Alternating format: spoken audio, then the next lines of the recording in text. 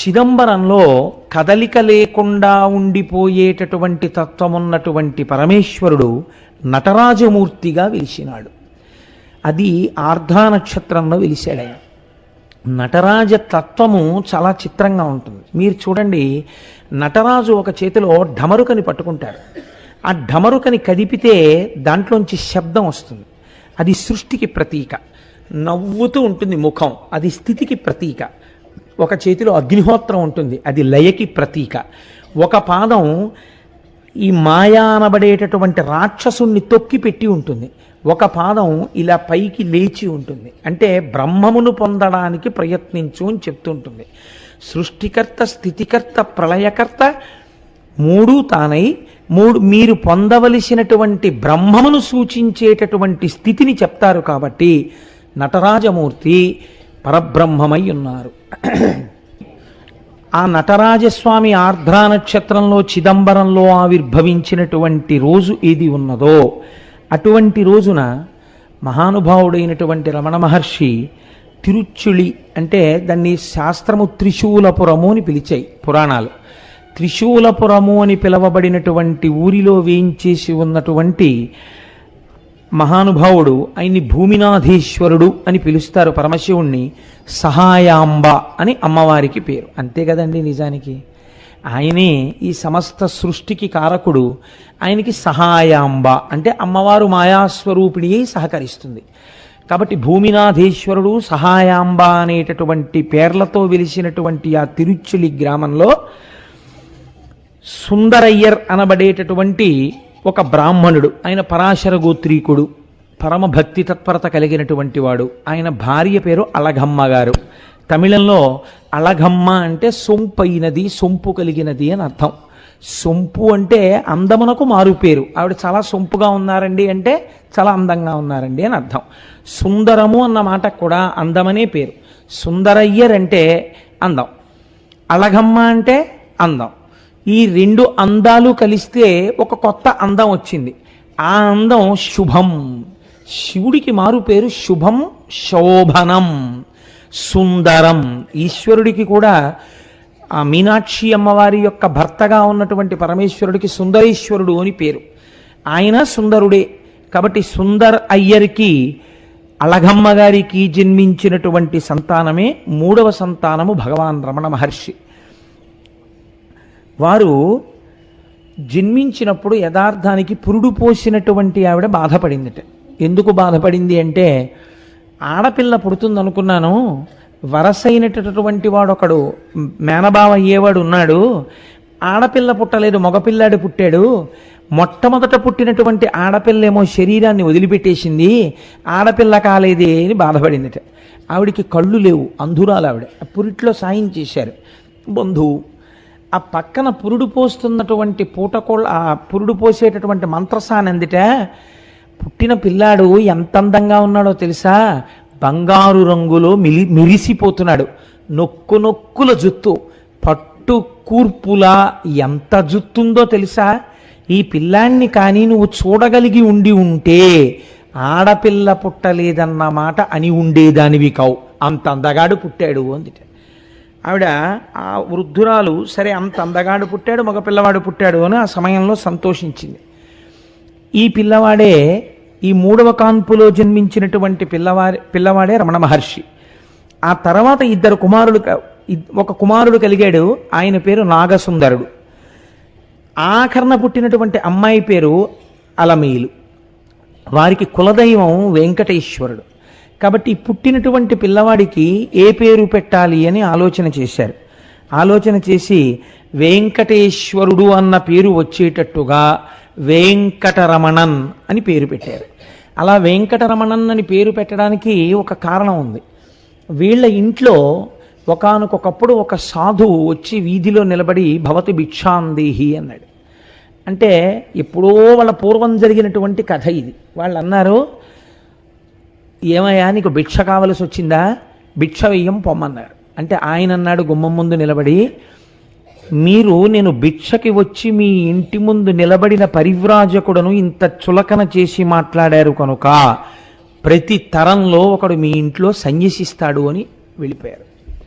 అప్పటి నుంచి వాళ్ళ ఇంట్లో ప్రతి తరంలో ఒకరు సన్యాసి అయి వెళ్ళిపోవడం అనేటటువంటిది అలవాటుగా ఉంది. ఈ సుందరయ్యర్ అన్నగారు ఒక ఆయన ఉండేవారు. ఆయన కూడా మహాభక్తుడు. 18 సంవత్సరాలు మాత్రమే వారు మామూలుగా సాంసారికమైనటువంటి జీవనమునందుండి సుఖములను అనుభవించారు. 18వ సంవత్సరం రాగానే వెంకటేశ్వర అయ్యర్ వారి పేరు. వారు సన్యసించి చిదంబరం వెళ్ళి కూర్చున్నారు. ఆయన ఏం చేసేవారోటో తెలుసా అండి? చిదంబరం కొండకి ఎవరైనా ప్రదక్షిణం చేసి రాగానే వారి చెప్పులు అడుగు పుచ్చుకొని ఆ చెప్పులు తుడుస్తూ ఉండేవారు. ఆయన చిదంబరం కొండకి ప్రదక్షిణం చేశారు అని. రమణ మహర్షి యొక్క తండ్రి గారైన సుందరేశ్వర అయ్యర్ తన అన్నగారు జ్ఞాపకానికి వచ్చి ఆయన పేరు కూడా కలుపుకున్నట్టుంటుంది అని చెప్పి వెంకటరమణన్ అనబడేటటువంటి పేరు రమణ మహర్షికి ఉంచారు. వారు భవిష్యత్తులో వారే భగవాన్ శ్రీ రమణ మహర్షి అని పిలువబడ్డారు. ఈయన చిన్నతనంలో ఏకసంతాగ్రాహి. ఈ పిల్లవాడు కొంచెం పెరిగి పెద్దవాడు అవుతున్నాడు. 8వ ఏట ఉపనయనం చేశారు తండ్రి గారు. ఇంగ్లీష్ చదువు నేర్పించాలనేటటువంటి ఉద్దేశ్యంతో తమ్ముడు ఉన్నాడు సుందరేశ్వర అయ్యర్ గారికి. ఆయన పేరు సుబ్బ అయ్యర్ అంటారు. ఆ సుబ్బ అయ్యర్ అనబడేటటువంటి ఆయన దిండిగల్లో ఉద్యోగం చేస్తున్నారు. అక్కడ ఇంగ్లీష్ మీడియం స్కూల్స్ ఉన్నాయి. అందుకని రమణ మహర్షిని, నాకంటే అలవాటు మీద రమణ మహర్షి అని వస్తుంది, అప్పటికి రమణ మహర్షి అన్న పేరు లేదు, వెంకటరమణన్ గారిని, వెంకటరమణన్ని ఆయన యొక్క అన్నగారైనటువంటి నాగస్వామిని ఇద్దరినీ కూడా ఆ దిండిగల్ పంపించారు. పంపిస్తే అక్కడ ఇంగ్లీష్ మీడియం స్కూల్స్లో చదువుకునేవారు. చిన్నతనంలో ఈ వెంకటరమణన్ చాలా ఆశ్చర్యకరమైనటువంటి జీవితం. ఎందుచేత అంటే ఈయన ఎటువంటి నిద్రపోయేవారంటేట, అసలు ఆ నిద్రపోతుంటే గుద్దీసినా సరే ఆయనకి తెలిసేది కాదు. చిత్రం ఏమిటంటే ఒకసారి వాళ్ళ ఇంట్లో సుబ్బయ్యర్ గారి ఇంట్లో కొడుకు పుట్టినరోజు అవుతోంది. చీకటి పడిపోయింది, 7 అలా అయింది టైము.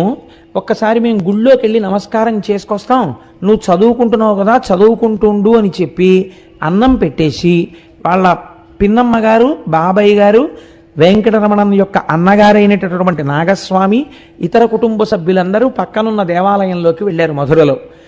ఈయన్ని ఆ దిండిగల్లో దీపం తగ్గించుకుని పడుకోమన్నారు. నువ్వు చదువుకుంటుండు అన్నారు. ఈయన చదువుకుని కొంతసేపు అయిపోయిన తర్వాత నిద్ర వస్తోందని చెప్పి దీపం తగ్గించి నిద్రపోయారు. వాళ్ళు దేవాలయంలో దర్శనం చేసుకుని తిరిగి వచ్చారు. తలుపులు కొట్టారు, పెద్ద పెద్ద చప్పుళ్ళు చేశారు, అందరూ కలిసి అరిచారు, కేకలేశారు. ఊరంతా పోగొడిపోయింది. ఈయన మాత్రం నిద్ర లేవలేదు.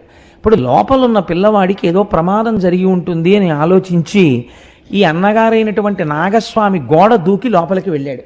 గోడ దూకి లోపలికి వెళ్ళి తలుపులు తాళం తీశారు. బయట నుంచి తాళం తీసేటటువంటి స్థితిలో ఉన్న తాళం కప్పది. అదృష్టవశాత్తు ఊళ్ళో ఉన్న ఎవరి తాళం చెవో సరిపోయింది. తాళం తీసి అందరూ లోపలికి వెళ్ళారు.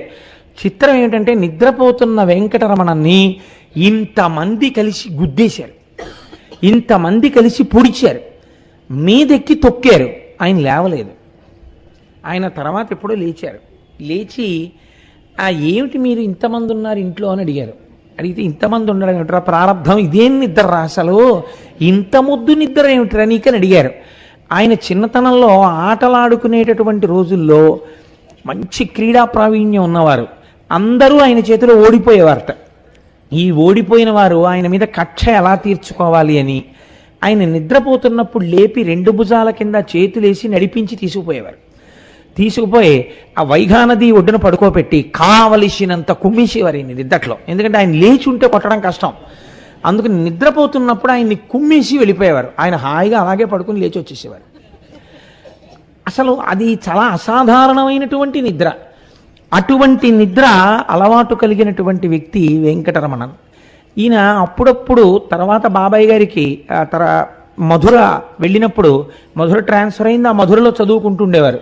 చదువుకునే రోజుల్లో ఈయన అప్పుడప్పుడు మాత్రమే వెళ్ళారు మీనాక్షి అమ్మవారి దేవాలయానికి. వెళ్ళేదో దర్శనం చేసుకుని వచ్చేస్తుండేవారు. ఆయనకి మధుర వెళ్ళినటువంటి రోజులలో ఉన్న అలవాటు ఏమిటంటే రాత్రి 10 అవగానే ఇంట్లో అందరూ నిద్రపోతుండగా ఓ తలగడా పెట్టి దాని మీద దుప్పటి వేసేసి అందరూ నిద్రపోయారన్న తర్వాత గోడ దూకి బయటికి వెళ్ళిపోయి ఈయన వెళ్ళిపోతూ ఇంకో పిల్లాడున్న ఇంటి గోడ మీద ఓ రాయి పెట్టేవారు. ఆ పిల్లవాడు కూడా ఇలాగే తలగడా పెట్టి గోడ దూకేసి ఇంటి గోడ మీద రాయి ఉందంటే వెంకటరమణన్న ఆడడానికి నది ఒడ్డుకి వెళ్ళాడనమాట. ఈ రాయి చూడగానే పిల్లలందరూ గోడలు దూకి అక్కడికి చేరేవారు. తెల్లవారుజామున 3 గంటల వరకు ఆడేవారు నది ఒడ్డున.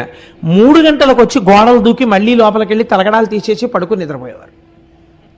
నేను వీటిని ఎందుకు మీకు చెప్తున్నానో తెలుసా అండి? భగవాన్ రమణులు అనగానే మనం ఏమనుకుంటాం? అయ్య బాబోయ్ ఎలా ఉంటుందో ప్రారంభం అనుకుంటాం. మీరు సామాన్యమైనటువంటి వ్యక్తి యొక్క జీవనము ఎలా ఉంటుందో అంతకన్నా కూడా చాలా దుడుగు స్వభావముతో కూడినటువంటి జీవితమే ప్రారంభం. రమణ మహర్షికి ఆయనతో కలిసి ఆడుకున్న వాళ్ళల్లో రంగాచారి గారిని ఒక ఆయన ఉండేవారు. ఆయన ఒకానొకప్పుడు భగవాన్ రమణులు మహాజ్ఞానం అయిపోయిన తర్వాత వెళ్ళి సాష్టాంగ నమస్కారం చేసి అడిగారు, నువ్వు వెళ్ళిపోతూ ఎందుకు చెప్పలేదు ఆ రోజున అని అడిగారు. నాకు తెలుసా వెళ్ళిపోతున్నట్టు అని అడిగారు ఆయన. కాబట్టి ఇటువంటి స్థితిలో ఆయన ఆటలు పాటలు ఇవి సాగుతూ ఉండేవి. చాలా చిత్రమైన విషయం ఏం జరిగిందంటే, భగవంతుడి యొక్క అనుగ్రహం కాలంలో ఎక్కడో వస్తుంది. ఇప్పటి వరకు వారు చదువుకున్నది ఏమైనా ఉందా? ఓ ప్రస్థానత్రయమో, గురువు దగ్గరికి వెళ్ళి భాష్యాలు చెప్పుకోవడమో, లేకపోతే పౌరాణిక సాహిత్యం చదవడమో ఏమైనా ఉందా అంటే ఆయనకేం తెలియదు, ఆయన ఏం చదవలేదు, ఆయనే చెప్పారు. ఒకానొక రోజున మాత్రం ఒక చిత్రమైనటువంటి విషయం జరిగింది. ఈయన మధురలో గుడివైపుకు వెడుతుండగా అటువైపు నుంచి ఒక బంధువు వస్తున్నారు. పెద్దవారు కదా అని, అయ్యా బాగున్నారా, ఎక్కడి నుంచి వస్తున్నారు అని అడిగారు. నేను అరుణాచలం నుంచి వస్తున్నాను అని ఆయన అన్నారు.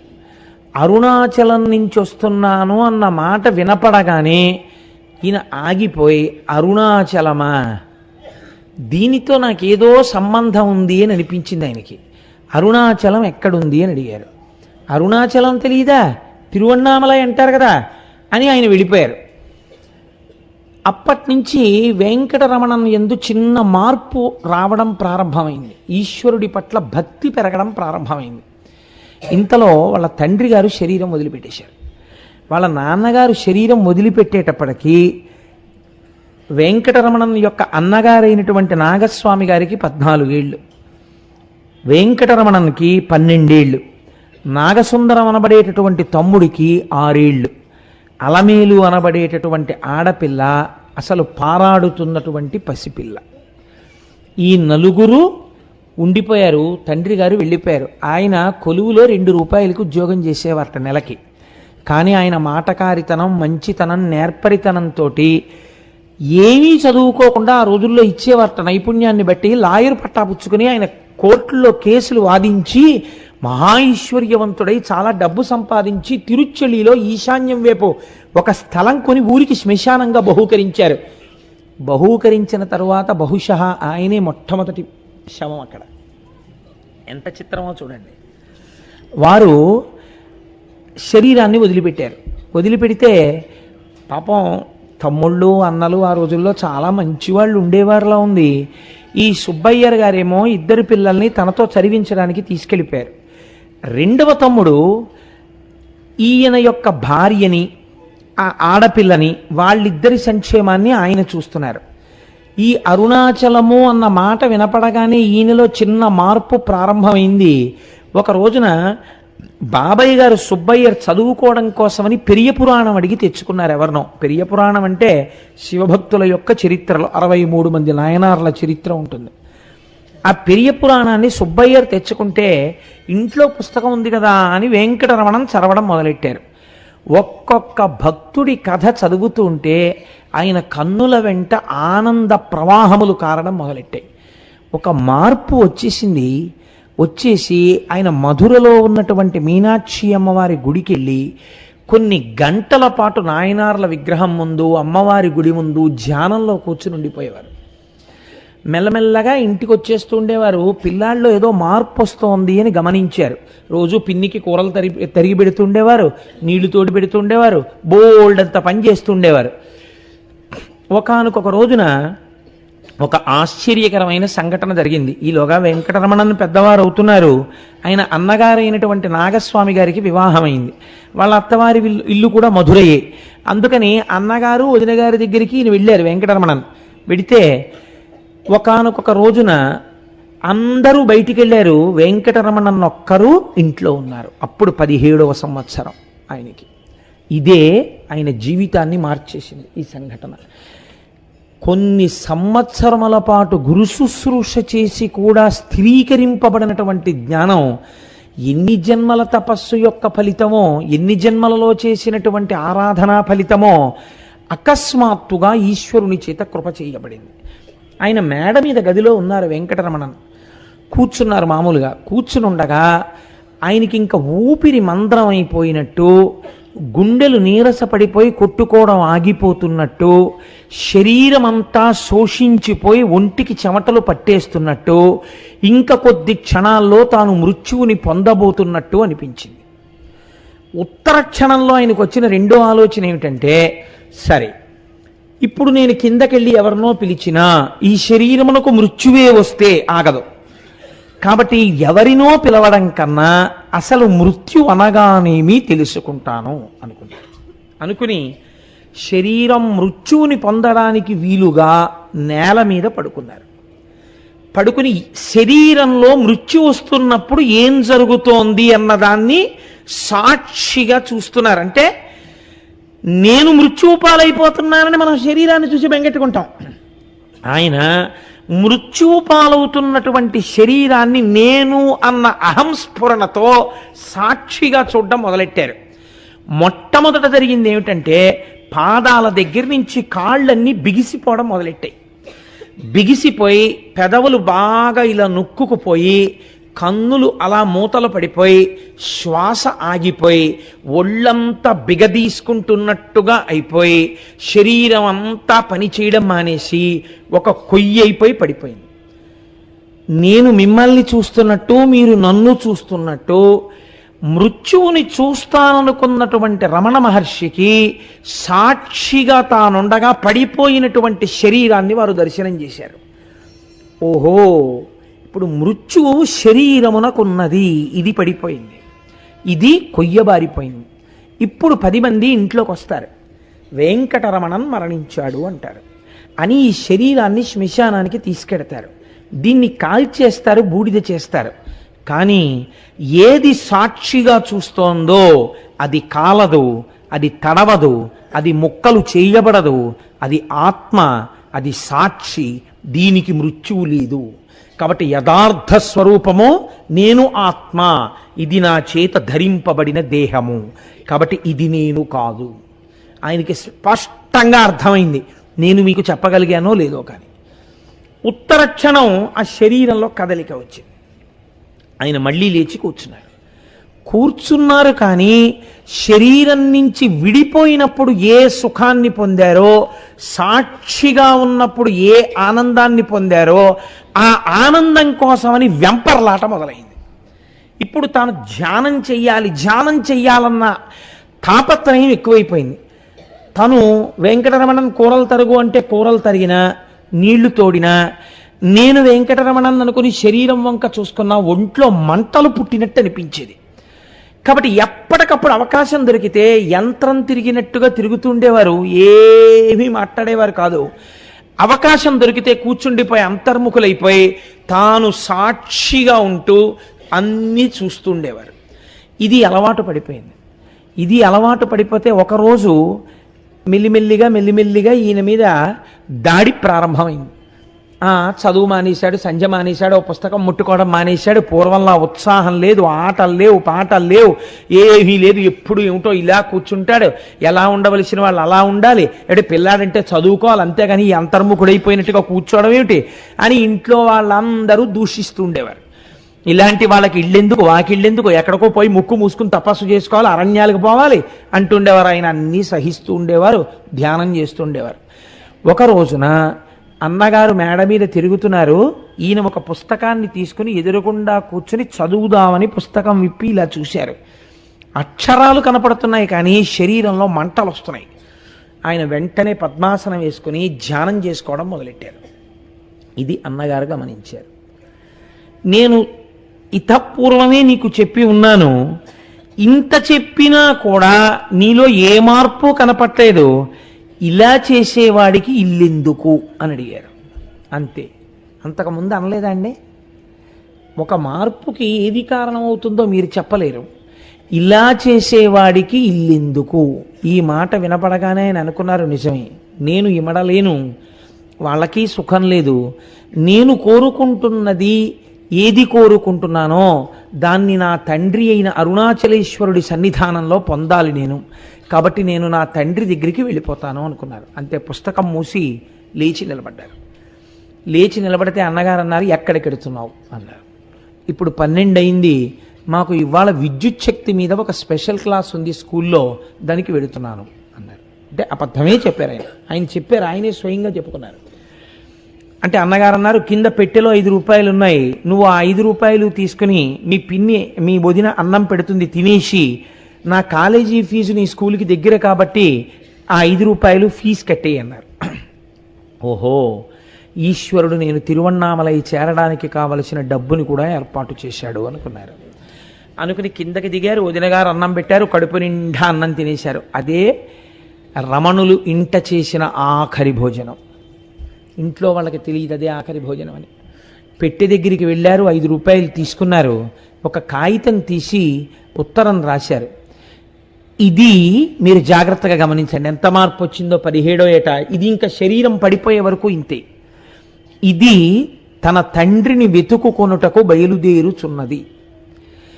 దీనిని గూర్చి మీరు ధన వ్యయము చేయవద్దు, వెతకవద్దు. నీ కాలేజీ రుసుము చెల్లింపబడలేదు, 3 రూపాయలు మాత్రము తీసుకొనబడినవి, 2 రూపాయలు విడిచివేయబడినవి, ఇట్లు సంతకం లేదు. అంటే నామరూపాలు ఏమిటి? ఇంకా నామం లేదు, రూపం లేదు, ఆత్మ సర్వగతం, దానికి పేరే ఉంది, అందుకని ఆయన పేరు రాయలేదు. ఇది బయలుదేరినది. ఇది అంటే శరీరం. శరీరం వెడుతోంది, శరీరం అరుణాచలం చేరుతోంది. కాబట్టి శరీరం నేను కాదు, నేను సాక్షిని. అందుకని నేనన్న మాట ఆయన లేఖలో వాడలేదు. ఆయన బయలుదేరారు. స్టేషన్కి వెళ్ళేసరికి తిరువణ్ణామలై వైపు వెళ్ళవలసినటువంటి ట్రైన్ ఆశ్చర్యకరంగా ఆ రోజున ఆలస్యంగా వచ్చింది. ఇది ఈశ్వరాజ్ఞ అనుకున్నారు. ఆయనకి తెలియదు అప్పుడు కాట్పాడి తిరువణ్ణామలై లైన్ ఓపెన్ అయిందని. తెలియక అక్కడి నుంచి తిండివనం వెళ్ళడం కోసమని టికెట్ కొనుక్కున్నారు. టికెట్ కొనుక్కుని ట్రైన్ ఎక్కి కూర్చుని ధ్యానం చేస్తూ కూర్చున్నారు. ఈశ్వరుడు అడుగడుగున ఆయన్ని వెళ్ళవలసిన మార్గం చూపించేశాడు. ఒక మౌల్వి ఆ పెట్టెలో ఎదురుగుండా కూర్చుని అందరికీ భగవత్కథలు చెప్తున్నాడు. ఆయన అన్నాడు, చిన్న స్వామి ఇందాకడి నుంచి చూస్తున్నాను ధ్యానంలో ఉన్నారు, మీరు ఎక్కడికి బయలుదేరినట్టు అన్నాడు. తిరువణ్ణామలై అన్నారు ఆయన. మరి ఈ ట్రైన్ ఎక్కి ఎక్కడికి ఎడతారు అన్నారు. తిండివనం దిగుతాను అన్నారు. తిండివనం దిగి వెళ్ళవలసిన అవసరం లేదు, విల్లిపురం దిగిపోతే విల్లిపురం నుంచి కాట్పాడికి ఇప్పుడు కొత్త ట్రైన్ లైన్ ఓపెన్ అయింది, అందులో మీరు తిరువణ్ణామలైకి వెళ్ళవచ్చు, కాబట్టి తిండివనం దిగిపోండి, నేను కూడా తిరువణ్ణామలై ముందు స్టేషన్కి వెడతాను అన్నారు. 2 బేరికాయలు కొనుక్కున్నారట ఆయన, ఒక అర్ధనాయో ఎంతో పెట్టి. అందులో ఒక కాయ సగం తిన్నారు, ఆకలి తీరిపోయినట్టు అనిపించింది.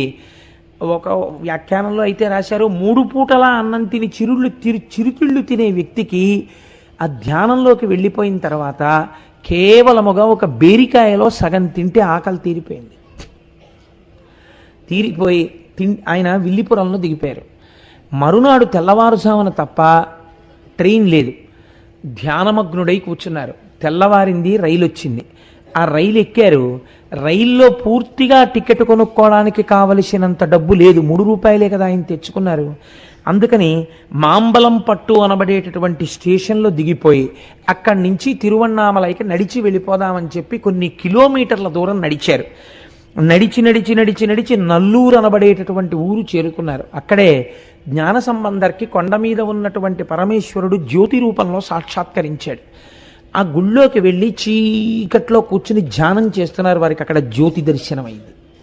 ఈలోగా అర్చకుడు వచ్చాడు, పూజ చేశాడు, ప్రసాదాలు నైవేద్యం పెట్టాడు.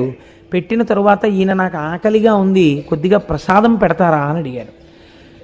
చీకట్లో ఎక్కడో లోపల కూర్చున్నావు, బయటికి రా, నీకు పెట్టడానికి ఇక్కడ ప్రసాదాలు ఎవరు వండి సిద్ధం చేయలేదు అన్నాడు అర్చకుడు. ఆయన ఏమీ అనలేదు. పోనీ ఆకలేస్తోంది, తినడానికి ఏమైనా ఎక్కడైనా దొరుకుతుందా అని అడిగారు. అడిగితే ఇక్కడి నుంచి కీలూరు అనబడేటటువంటి ఊరు ఒక 2-3 కిలోమీటర్లు వెడతాం, అక్కడ మళ్ళీ దేవాలయంలో అర్చన జరుగుతుంది. అక్కడ ప్రసాదంలో మీకు ఏమైనా పెడతారేమో, పోని మాతో రండి అని వాద్యగాండ్రు బ్రాహ్మణుల వెనకాతలు వెళ్ళిపోతున్నారు. ఈయన కూడా నడిచి వెళ్ళిపోయారు. ఆయన అక్కడి నుంచి బయలుదేరి ఆ కీలూరు అనబడేటటువంటి ఊరు చేరుకుని ఆ కొండ మీద బ్రాహ్మణులు అర్చన చేసిన తరువాత, అయ్యా నాకు ఇప్పుడైనా కొంచెం పెడతారా, ఆకలిస్తోంది అడిగారు. నీకు పెట్టడం కోసమే వండి తెచ్చామనుకున్నావా, పెట్టమన్నారు అని వాద్యగాండ్రకి ప్రసాదం పెట్టారు. పెడితే దేవాలయంలో వాయిద్యం వాయించేటటువంటి వాద్యగాండ్రు పిల్లవాడిని చూసి, అయ్యో పాపం ఎంత నీరసపడి ఉన్నాడో అని, ఎందుకు వచ్చిన జన్మండి, బ్రాహ్మణుడిగా పుట్టామంటే సరిపోతుందా, ఏ విద్య లేకుండా ఏ సంధ్యావందనం లేకుండా లోకమునందు మర్యాద చూడకుండా బతికిన బ్రాహ్మణ్యం ఏమిటి, వాద్యగాండ్రు పెట్టారు. వాళ్ళకొచ్చిన ప్రసాదంలో భాగాన్ని ఆయనకి పెట్టారు. పెడితే వాళ్ళు ఎంత మర్యాదతో మాట్లాడారంటే, బాబు మేము పెట్టాను తింటావు, కానీ నీళ్లు దొరకాలంటే అదిగో ఆ పక్కనే బ్రాహ్మణ వీధి ఉంది, అక్కడికి వెళ్ళి నీళ్లు అడిగి తాగునాయనా అన్నారు. అంటే ఆ పిల్లవాడు బ్రాహ్మణ వీధిలోకి వెళ్ళి ఒక ఇంటి ముందు నించుని, అమ్మా నాకు కొంచెం మంచినీళ్ళు ఇస్తారా అని అడిగారు. వాళ్ళు మంచినీళ్లు తెచ్చే లోపల వారు ధ్యానమగ్నులే అయిపోయారో, స్పృహే తప్పిపోయిందో, పడిపోయారు నేల మీద. పడిపోయిన తర్వాత వారికి మర్నాడు ఉదయం తెలివొచ్చింది. తెలివొచ్చేటప్పటికి ఎంత ఆకలితో ఉన్నారంటే, రామకృష్ణ పరమహంసకు పుట్టేది ధ్యానంలో ఈ ఆకలి. అన్నపు రాశిని చూపించేవారు తీసుకెళ్ళినప్పుడు, తీరేది ఆకలి. అప్పుడు ఆయన కింద పడిపోయి పెంట కుప్ప మీద పడిపోయి ఉన్నటువంటి అన్నాన్ని ఏరుకుని మట్టిలో ఉన్నదాన్ని ఊదుకుని తిని మంచినీళ్ళు తాగారు. తిని మంచినీళ్ళు తాగి అక్కడే ఉన్నటువంటి ముద్దుకృష్ణ అయ్యర్ అనబడేటటువంటి ఒకరి ఇంటికి వెళ్ళి, ఆ రోజు గోకులాష్టమి, ఆయన ఒక భాగవతోత్తముడు, వారి ఇంటికి వెళ్ళి, అయ్యా నాకు కొద్దిగా అన్నం ఉంటే పెడతారా అని అడిగారు. అడిగితే ఆయన చెల్లెలు నదీ స్నానానికని వెళ్ళారు. అప్పటికి ఈయన నూతి దగ్గర స్నానం చేస్తున్నారు. నువ్వు ఉండవయా, మా చెల్లెలు వస్తుంది, నీకేమైనా పెడుతుంది. ఆ చెల్లెలు చాలా సంప్రదాయ నిష్ట కలిగినటువంటి స్త్రీ, ఆవిడికి మడి ఆచారం చాలా ఎక్కువ. ఇంటికి వచ్చారు. అయ్యో నాయనా, గోకులాష్టమి, నువ్వు పిల్లవాడివి, చూస్తే నువ్వే చిన్ని కృష్ణుల్లో ఉన్నావు, నీకు పెట్టాలని ఉంది, కానీ నేను మడి కట్టుకుని వంట చెయ్యాలి, అప్పటి వరకు ఆకగలవా అంటే, ఈయన చాలా నీరసంగా ఆకలితో ఆవిడ వంక చూశారు. అయ్యో ఉండలేవా, పోన్లే సద్దెన్న ఉంది పెడతానుండు, ఒకరి ఆకలి తీర్చడం కన్నా మడి గొప్ప కాదు కదా అని ఆ తల్లి ఎంత అదృష్టం చేసుకుందో. ఆవిడ పూర్వం అంటే మడిబట్టతో సద్దెన్నం ముట్టుకునేవారు కాదు, ఎవరి శౌచం వారిది, నేను దాన్ని తప్పు పట్టట్లేదు, మంచిదే, ఒక్కొక్కరు ఒక్కొక్క స్థితిలో ఉంటారు. ఆ సద్దెన్నం తీసుకొచ్చి పెడితే ఆయన సద్దెన్నం తిని బయలుదేరి 20 కిలోమీటర్ల దూరం తిరువణ్ణామలై చేరాలి. ఆ ముద్దుకృష్ణ భాగవతారిని, నా చెవులకు ఉన్నటువంటి ఈ జోళ్ళు, ఉపనయనంలో చెవులు కుట్టిస్తారు కదా, ఈ చెవులకు ఉన్నటువంటి జోళ్ళు మీ దగ్గర తాకట్టు పెట్టుకుని నాకు ఒక్క 5 రూపాయలు ఇవ్వగలరా అని అడిగారు. అడిగితే ఆయన చెవిపోగులు తీసి చూశాడు, మంచి బంగారం, మంచి కెంపులేసి ఉన్నాయి, 20 రూపాయలైనా ఇవ్వచ్చు అనుకున్నాడు. అనుకుని తప్పకుండా 5 రూపాయలు ఇస్తాను, కానీ నాయన మళ్ళీ నీ జోళ్ళు నువ్వు విడిపించుకోవాలనుకున్నప్పుడు నువ్వు వచ్చి నువ్వు పట్టుకెళ్ళని చెప్పి తన అడ్రస్ రాసి 5 రూపాయలు ఇచ్చారు. చిత్రం ఏమిటంటే, ఆయన ఆ ఇంట్లోంచి బయటికి వెళ్ళగానే అడ్రస్ కాగితాన్ని చింపేసి బయట పారేశారు. ఆ లోపల ముద్దుకృష్ణ భాగవతార్ చెల్లి మాత్రం గబగబా వచ్చి, అయ్యో నాయనా మళ్ళీ అన్నం లేక ఏమి ఇబ్బంది పడతావో, ఇగో ఈ పిండి వంటలు పట్టుకెళ్ళు అని ఒక మూట కట్టి ఇచ్చింది. ఆయన 20 కిలోమీటర్ల దూరము నడిచి తిరువణ్ణామలై చేరుకున్నారు. తిరువణ్ణామలై ఆయన చేరేటప్పటికీ తెల్లవారుతోంది. ఆ రోజుల్లో తిరువణ్ణామలైలో అరుణాచలేశ్వరుడి దేవాలయానికి జీర్ణోద్ధరణ జరుగుతోంది. అందుకని 9 గంటలు అయితే తప్ప గుడి తెరిచేవారు కాదు, ఎందుకంటే అవన్నీ పెద్ద పెద్ద కర్రలు, ఇనపవి అన్నీ కట్టి ఉండేవి. తెలియక చీకట్లో ఎవరు పెడితే దేన్ని కొట్టుకుంటారో, ఏ పడుతుందో ఇబ్బంది వస్తుందని చెప్పి తెరిచేవారు కాదు. చాలా ఆశ్చర్యకరంగా ఇంకా చీకట్లు విచ్చుకోకముందే ఈయన అరుణాచలేశ్వరుడి గుడి దగ్గరికి వెళ్ళేసరికి అంతరాలయం తలుపులు కూడా తెరిచి ఉన్నాయి, అర్చకులు కూడా లోపల లేరు. దుమ్ము పట్టేసినటువంటి ఒంటితో లోపలికి పోయిన కళ్ళతో ఉన్న ఈ పిల్లవాడు పరుగున అంతరాలయంలోకి వెళ్ళిపోయి శివలింగాన్ని కౌగిలించుకొని ఒక్కటే మాట చెప్పారు, మీరు పిలిచారు, నేను వచ్చాను. నాన్నగారండి మీరు పిలిచారు, ఈ కొడుకు వచ్చాడు, అంతే వారు అన్నది. ఈశ్వరుడు ఏమి కృప చెయ్యాలనుకున్నాడో ఆయన బయటికి వచ్చారు. వచ్చి అక్కడే ఉన్నటువంటి ఆ తటాకమునందు స్నానం చేశారు. ఒక్కసారి ఇలా తన ఒంటి మీదకి చూసుకున్నారు. తను వేసుకున్నటువంటి బట్టల్ని విప్పేసి చింపేసి ఒక్క బట్ట మాత్రం గోచీగా పెట్టుకున్నారు. ఆఖరికి మీద ఉన్న యజ్ఞోపవీతం కూడా పరిత్యజించారు. పరిత్యజించి ఆయన సమాధివిష్టులై కూర్చుందామనుకునే సమయంలో ఒక తిరువణ్ణామలైలో తలనీలాలు ఇచ్చేటటువంటి సంప్రదాయం ఒకటి ఉంది. కానీ తిరువణ్ణామలైలో తలనీలాలు ఇస్తే ఆ రోజుల్లో కొంచెం భూరికానుక పుచ్చుకునేవారట చొరకలు. ఒక ఆయన వచ్చి తలనీలాలు ఇస్తావా అని అడిగారు. ఈశ్వరుడు ఈ కట్టెకి వెంట్రుకలు కూడా ఎందుకు అనుకుంటున్నాడు అనుకున్నారు. అనుకుని ఇచ్చేస్తాం అన్నారు. అతను గబగబా చేయి పట్టుకుని తీసుకెళ్ళి ఒక చొరకుడి ఇంట్లో కూర్చోబెట్టారు. దగ్గర మిగిలిపోయినటువంటి డబ్బులో కొంత డబ్బు అతనికి ఇచ్చారు. గుండు చేసేశారు. మళ్ళీ గుళ్ళోకి వచ్చారు. నీటి మధ్యలో నిలబెట్టి కదా గురువులు దీక్షిస్తారు. అందుకని ఈశ్వరుడు ఏమనుకున్నాడో బ్రహ్మాండమైన వర్షం పడి పూర్తిగా తడిచిపోయారు. ఆ మిగిలిపోయిన డబ్బులు చేతిలో ఉన్నటువంటి పిండి వంటలు సరోవరంలోకి విసిరేశారు. విసిరేసి అరుణాచల దేవాలయంలో ఒక మూల కూర్చొని ఆయన ధ్యానమగ్నులైపోయారు. అంతే. ఇంకా అసలు అన్నం తిన్నానా, అన్నం తినలేదా, లేకపోతే బాహ్య ప్రపంచం ఏమిటి, ఏమీ లేదు. అంతర్ముఖులై అలా కూర్చుంటే ఆ జుత్తు పెరిగిపోయింది, గడ్డం పెరిగిపోతోంది, ఒళ్ళంతా మట్టి పట్టేసింది. ఇలా ఉండగా చాలామంది ఊళ్ళో ఉన్నటువంటి పిల్లలు, ఊళ్ళో ఉన్నటువంటి పెద్దలు ఈయన మీద కుండ పెంకులు విసిరేవారు, రాళ్ళు విసిరేవారు. దానివల్ల ధ్యానంలోంచి బయటకు వచ్చేస్తుండేవారు. ఇలా కాదు అని చెప్పి ఆయన బయలుదేరి ఒకనాడు పాతాళలింగం అని చెప్పి ఒక లింగం, అక్కడ మీరు అరుణాచలం వెళ్ళిన వాళ్ళందరూ చూసి ఉంటారు, ఎప్పుడు తేమగా ఉండేదిట పూర్వకాలంలో. అంటే ఆయన భక్తురాలు ఒక ఆవిడ తర్వాత 1,00,000 రూపాయలు పెట్టి ఆలయాన్ని పునర్నిర్మాణం చేశారు. అది ఒక యోగి సమాధి, చీకటిగా ఉండేది. అందులో మనిషి ఉన్నాడో లేడో కూడా ఎవ్వరికీ తెలియదు. ఆ శివలింగం వెనకాతలకి వెళ్ళి కూర్చొని ధ్యానమగ్నులై ఉండిపోయారు.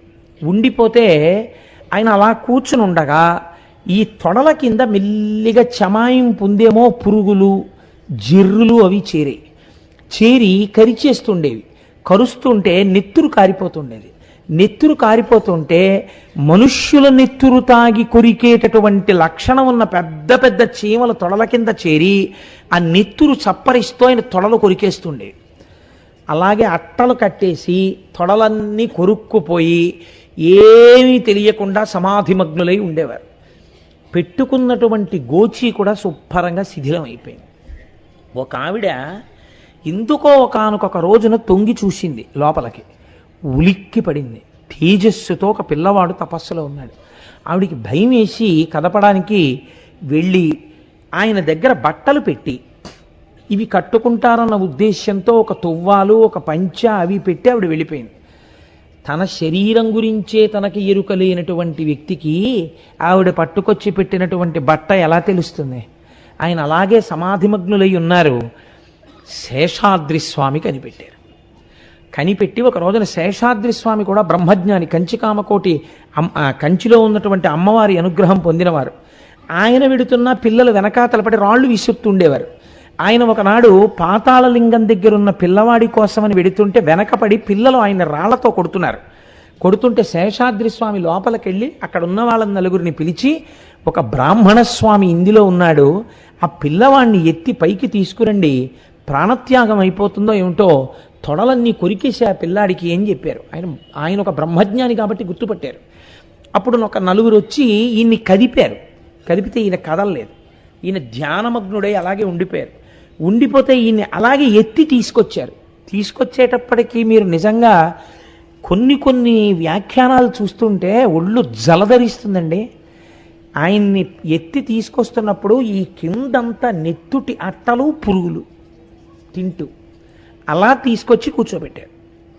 కూర్చోబెడితే ఆయన ఒకసారి బహిర్ముఖులై దేవాలయంలో శివలింగానికి అభిషేకం చేసినప్పుడు ముందు పసుపు నీళ్లతో చేసేస్తారు, విభూతితో చేసేస్తారు, పాలు చేసేస్తారు, పంచదార చేసేస్తారు. అన్నీ చేసేస్తే ఇవన్నీ కలిసి పక్కనున్న సోమసూత్రంలోంచి అభిషేక కుండంలో పడిపోతాయి. ఒక్కొక్కళ్ళ మన ప్రవృత్తి ఎలా ఉంటుందో చూడండి. ఈయన ఎప్పుడైనా బహిర్ముఖులైతే అర్చకులు అన్నీ కలిసిపోయినటువంటి ఆఖరికి పోసేసినటువంటి సెంటు లవండరు కూడా కలిసిపోయేది. ఆ పాలో గ్లాసులు అక్కడ పెట్టేవారు. రంగు రంగులతోటి అన్ని పైన నూనె నెయ్యి తెట్లుతో, నెయ్యి నూనె ఉండదనుకోండి, నేతి తెట్టుతో ఉన్నటువంటి ఆ పాలని ఆయన తాగేసి అక్కడ పెట్టేసేవారు. ఇది రుచిని కానీ, ఇది నాకు ఇచ్చారేమిటని కానీ ఆయన అడిగేవారు కాదు. ఒకసారి ఒక ప్రధాన అర్చకుడు చూసి చాలా బాధపడి, ఏమయ్యా అంత చిన్న వయస్సులో అటువంటి తపశ్శక్తిని పొందాడు, ఆయనకి అదే ఇచ్చేది, ఉత్సవమూర్తులకు మీరు కేవలము క్షీరాభిషేకం చేసినప్పుడు పాలొక్కటి పడతారు కదా, అవి పట్టుకెళ్ళి అక్కడ పెడుతూ ఉండండి, తాగితే అవి తాగుతారు, లేకపోతే లేదంటే అప్పటి నుంచి పాలు పెట్టేవారు. అలా మహానుభావుడు చాలా కాలం అక్కడ కూర్చుని తపస్సు చేస్తూ ఉంటే రాళ్లతో కొట్టారు, గోళ్లతో గోకారు. ఇంకా ఆశ్చర్యం ఏమిటో తెలుసా అండి, ఉమ్మి కూడా ఉమ్మారు ఆయన మీద. ఆయన తరువాతి కాలంలో ఇక్కడ కూర్చోవద్దు మీరు ఒక్కనాడు ఆయన ఎదురు తిరిగి ఏమిటి అఘాయిత్యం అని ఎవరిని అనలేదు. వాహన మంటపంలోకి దూరి వెళ్ళి అక్కడ కూర్చుని తపస్సు చేస్తుంటే ఆలయ అధికారులు విమర్శించారు రమణ మహర్షిని, తెలుసా అండి. ఎవ్వరికీ కనపడకుండా మంచి పొడుగైన మనిషి భగవాన్, వాహనాల మధ్యలోంచి దూరి ఎవ్వరికీ కనపడకుండా ఓ గోడమూల కూర్చుని, రాత్రి లేదు పగల్లేదు, చీకటి, ఎవ్వరు వచ్చేవారు కాదు, అక్కడ కూర్చుని తపస్సు చేశారు. అక్కడున్నారని తెలుసుకుని అక్కడ కూడా ఆయన అలదడి చేశారు. చేస్తే అసలు చీకటి పడితే ఎవరు వెళ్ళేవారు కాదు. ఆలయం దక్షిణం వెనక అసలు ఇప్ప చెట్టు ఉండేది, అక్కడ కూర్చుని తపస్సు చేశారు కొన్నాళ్ళు. ఇలా ధ్యానమగ్నులై ఉండిపోతుంటే మహానుభావుణ్ణి ఉద్దండి నాయనార్ అని చెప్పి ఒక ఆయన ఉన్నారు. ఆయన మహాభక్తుడు, పక్క ఊళ్ళో ఉండేవారు. ఆ ఉద్దండి నాయనార్ ఒకసారి చూశారు. ఒక బ్రహ్మజ్ఞానికి సేవ చేసుకోవాలి అని ఆయన కోరిక. ఆయన తిరువన్నామలై వచ్చి పిల్లవాడిని చూసి, అబ్బబ్బబ్బా ఎంతటి బ్రహ్మజ్ఞాని రా, ఈయనతో మాట్లాడదామని 2 నెలలు కూర్చున్నారు. ఆయన ఎప్పుడూ కళ్ళు విప్పలేదు, మాట్లాడలేదు. ఎప్పుడో కొన్ని రోజులకు ఒకసారి కళ్ళు విప్పి అక్కడ పాలుంటే తాగి మళ్ళీ ఇలా కూర్చున్నారు. ఎప్పుడు వెనకాతల ఏదైనా పలకరిస్తూ వెళ్ళినా మౌనమే శరణ్యం, ఏమి మాట్లాడేవారు కాదు. మళ్ళీ వచ్చి కూర్చుని మళ్ళీ ధ్యానం చేసుకునేవారు. ఈ ఉద్దండి నాయనారికి బాధ ఆగక వెళ్ళి ఇంత అన్నం తెచ్చి పెట్టేవారు బహిర్ముఖులైనప్పుడు. ఈయన కొంచెం బహిర్ముఖులు అవగానే ఆయన పరిగెత్తుకెళ్ళి అన్నం పట్టుకొచ్చేవారు. మీకు చిత్రం తెలుసా అండి, ఆయన అన్నం తేవడానికి వెళ్ళే లోపల రమణ మహర్షి అంతర్ముఖులైపోతూ మళ్ళీ ధ్యానంలో కూర్చుంటే, ఒక రోజున ఉద్దండి నాయనార్ తిరిగి వచ్చేసరికి ఒక ధూర్తుడు ఆలయంలో ప్రదక్షిణం చేసి స్వామి దర్శనం చేసుకుని వెళ్ళిపోతూ, రాయల్లే కూర్చున్నాడు తపస్సని వంక పెట్టని ఆయన వెనక చేరి ఆయన మెడమించి వీపు వరకు మూత్ర విసర్జన చేసి వెళ్ళాడు. దూరం నుంచి ఉద్దండి నాయనార్ చూశారు, భగవానులు వెనక్కి చూశారు, ఆయన మూత్ర విసర్జన చేస్తున్నాడు. ఆయన ఏమీ అనలేదు, అలాగే కూర్చున్నారు. ఇక్కడి నుంచి పోసినటువంటి మూత్రంతో వీపు అన్నీ తడిసిపోయాయి. ఏమిటి ఆయన చేసిన నేరం? నేను అందుకే అడుగుతున్నాను, బ్రహ్మజ్ఞాని కెనాట్ బి ఇమిటేటెడ్. తుల్య నిందాస్తు తిర్మౌని సంతుష్టో ఎనకే నచిత్ అనికేత స్థిరమతి భక్తిమాన్మే ప్రియో నరః. మహానుభావులు, మహాజ్ఞానులు, అటువంటి వాళ్ళు ఈ గడ్డ మీద పుట్టపట్టి ఈ దేశానికి ఇంత పేరొచ్చింది. అటువంటి గడ్డ మీద మనం తిరుగాడుతున్నాం. అటువంటి వారి ఫోటో ఒకటి ఇంట్లో లేకపోతే, అటువంటి వారి గురించి పుస్తకం ఇంట్లో లేకపోతే, అటువంటి వారి గురించి బిడ్డలకి చెప్పుకోవడం మీకు చేత కాకపోతే, ఒక్కసారి తిరువన్నామలై వెళ్ళకపోతే, ఏ సోఫాలో మహానుభావుడు పడుకున్నాడో అది మీరు చూపించకపోతే పిల్లలకి, మీరు తండ్రిగా విఫలమైపోయినట్టే జీవితంలో కదండి. ఎంత పవిత్రమూర్తి అండి మహానుభావుడు. ఆయనకు ఆ ఉద్దండి నాయనారికి కళ్ళ నీళ్ళు ఆగలేదు. ఆయన మీద మూత్రం పోశారని బెంగ పెట్టుకుని వాళ్ళని వీళ్ళని బతిమాలి ఆఖరికి తీసుకెళ్తే తంబిరాన్ అనబడేటటువంటి ఒక మహాత్ముడు ముందుకొచ్చి, ఇక్కడ వద్దు, చాలా ఇబ్బందిగా ఉంది, ఇన్ని గురుమూర్తం తీసుకెళ్లి గురుమూర్తంలో కూర్చోపెడతామని చెప్పి ఆలయానికి దగ్గరలో ఉన్న గురుమూర్తంలో కూర్చోబెట్టారు. చిత్రం చూడండి, ఆ గురుమూర్తం నిండా ఇంతంత చీమలట. భగవానులు అక్కడ కూర్చునుంటే చెవులు ఇవి అన్నీ పట్టేసి శుభ్రంగా కొరుక్కు తినేస్తుంటే ఆయన ఎంత తపస్సు చేశారంటే, ఆ గురుమూర్తంలో ఆయన అప్పుడప్పుడు ఇలా వీపు గోడకి ఆంచేవారట. ఆయన యొక్క రూపానికి సంబంధించినటువంటి వీపు ముద్ర ఆ గోడ మీద పడింది. అంటే 1 మిల్లీమీటర్ కదలకుండా కూర్చున్న పోస్చర్ అలాగే ఉండేది అంతే. ఇలా అంతే వీపు ఎప్పుడు అలాగే ఆనాలి. ఇలా కానీ అనలేదు అన్ని చీమలు. ఈ తంబిరా అనుకున్న అలవాటు ఏమిటంటే ఒక్కొక్కడిది ఒక్కొక్క వెర్రి. నేను చెప్పాను కదా, సరిగ్గా అర్థం చేసుకునే వాళ్ళు లోకంలో తక్కువ మంది ఉంటారు. ఈయన రోజు షోడశోపచార పూజ చేసేవారు. ఆయనకి ఇన్ని చీమలు కుట్టేస్తున్నాయని కాదు, షోడశోపచార పూజ చేసే నైవేద్యం ఈయనకి. చూసి రోజు ఈయన షోడశోపచార పూజకు వచ్చే వేళటికి రమణ మహర్షి అలా పక్కకి వెళ్ళిపోవడం మొదలెట్టారు మౌనంతో.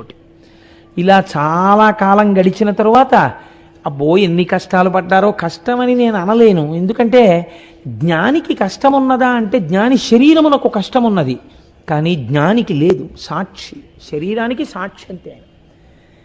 నేను ఇప్పుడు ఆ మొత్తం ఘట్టాలన్నీ ఇప్పుడు నేను మీకు చెప్తూ వెళ్ళాను అనుకోండి, వారం రోజులైనా అది సరిపోదు. కాబట్టి నేను వారిని కొండ మీదకి తీసుకెళ్లే ప్రయత్నం చేస్తాను. నేను వారిని తీసుకెళ్ళడం ఏమిటి, అది దర్శనం చేసి సంతోషించే స్థితిని పొందుతాను. వారు క్రమంగా ఆ పైన ఉన్నటువంటి విరూపాక్ష గుహ, చూత గుహ, వీటిల్లో ఆ అరుణాచలం కొండలలో ప్రారంభం చేశారు. అప్పుడే ఒక అదృష్టం జరిగింది.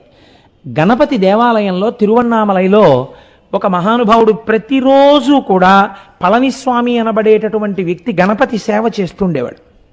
ఒక రోజు నా ఊళ్ళో ఉన్న ఓ పెద్ద ఆయన అన్నాడు, ఊరే గణపతి సేవ చేస్తే నీకేం వచ్చిందిరా, మహానుభావుడు రా సద్గురువు, ఆయన సేవ చేసుకోరా, వెళ్ళి ఆయనకి ఏమైనా కావాలంటే కిందకెళ్ళి కాస్త అన్నం తెచ్చి పెట్టడం ఇలాంటి పనులు చేసి పెట్టరా అంటే వెళ్ళి ఆ పళనిస్వామి సేవించాడండి. నిజంగా ఒక్కొక్కసారి హద్దు మీరినట్టు కనపడుతుంది రమణుల యొక్క జీవితాన్ని మీరు పరిశీలన చేసినప్పుడు.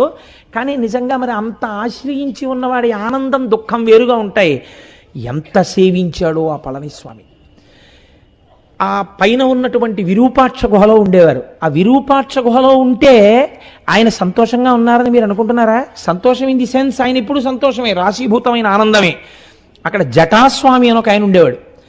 ఆయనకి ఏమిటంటే భగవాన్ రమణులు విరూపాక్ష గుహకు వచ్చిన దగ్గర నుంచి ఈయన నిజమైన జ్ఞాని అని చెప్పి అందరూ ఆయన దర్శనం చేయడానికి వెడుతున్నారని ఆయన కోపం. అక్కడికి వచ్చిన వాళ్ళందరినీ భయపెట్టడానికి ఆయన ఏం చేసేవాడంటే పైన గుహమించి పెద్ద పెద్ద బండలు దొల్లించేవాడు. కొండ కదులుతోంది, బండలు పడుతున్నాయి, చచ్చిపోతామని భయపడి దిగి వెళ్ళిపోతుండేవారు అందరూ. ఆయన ఇలా బండలు దొల్లిస్తుంటే ఒక రోజున రమణ మహర్షి వెనక నుంచి వెళ్ళి చేపట్టుకున్నారు. పట్టుకుని ఎందుకు చేస్తున్నావు అన్నట్టుగా సైగ చేసి అడిగారు. అడిగితే వాడు వికటాట్టహాసం చేసి అన్నాడు, వాడనక అంతకన్నా గౌరవం నేను ఇవ్వలేను. వికటాట్టహాసం చేసి అసలు నువ్వు ఏం చేస్తావో చూద్దామని తోశాను బండలు, సరదాకి తోశానన్నాడు. సరదాకి తోయడం ఏమిటంటే బండలు ఎవరైనా పడిపోతే. ఇది ఒక విచిత్రమైనటువంటి అలవాటు కొంతమందికి ఉంటుంది. చిత్రంగా 5వ ఫ్లోర్ బాల్కనీలో ఓ ఇంత కుండీ పెడతారు. అది ఏ పిల్లాడో తెలియక తోశాడు అనుకోండి, అదే టైంకి కింద ఎవడన్నా ఉంటే నీ ముచ్చట కిందవాడి ప్రాణం మీదకి వస్తుంది. ఎక్కడేం పెట్టాలో తెలుసుకుని ఉండాలి. అందుకని మహానుభావుడు ఆ పైనుంచి బండలు తోసేస్తుండేవాడు. అయినా ఊరుకున్నారు. ఇంకొక స్వామి ఉండేవాడు. ఆయన ఏమిటో తెలుసా అండి చిత్రం, ఎవరైనా రమణ మహర్షి దర్శనానికి ఆయన పుచ్చుకున్నది లేదు, ఆయన ఏం మాట్లాడింది లేదు ఎవరితోటి. ఆ కుర్రాడేనా, నేనే ఉపదేశం చేసింది, నేనే ఇంత వాణ్ణి చేసి తీర్చిదిద్దాను, గురుకట్నం ఏదైనా ఉంటే నాకు ఇవ్వండి అని చెప్పి పుచ్చుకుంటుండేవాడు. ఆయన పుచ్చుకుంటుంటే ఈ విషయం రమణ మహర్షి దర్శనానికి వచ్చినటువంటి వాళ్ళందరికీ తెలిసిపోయి ఆఖరికి వాళ్ళందరూ ఓ రోజు నీ మోహన్ నువ్వేం చెప్పావు ఆయనకి గురువుకి, ఆయన మొదటి నుంచి తపస్సు చేసుకుంటున్నారని నిలదీశారు. నిలదీస్తే ఏమీ మాట్లాడలేదు రమణులు. ఆయన అలాగే కూర్చుని ఉన్నారు గుహలో. అతనికి కోపం వచ్చేసి గబగబా వచ్చి గాండ్రించి అంతమంది మధ్యలో కూర్చున్నటువంటి రమణ మహర్షి యొక్క మొహం మీద ఉమ్మేశారు. ఉమ్మేస్తే ఏమీ అనలేదు భగవాన్. తనకున్నటువంటి తుండుగుడ్డ తీసుకుని ముఖం మీద వేసినటువంటి ఉమ్ము తుడిచేసుకుని కూర్చున్నారు. అదేమిట్రా అలా ఉమ్మావు అని అనలేదు. కన్నులలో మార్పు లేదు, ముఖంలో మార్పు లేదు, అంతే ఆనందంతో అంతే ప్రసన్నవదనుడై ఆయన కూర్చున్నారు.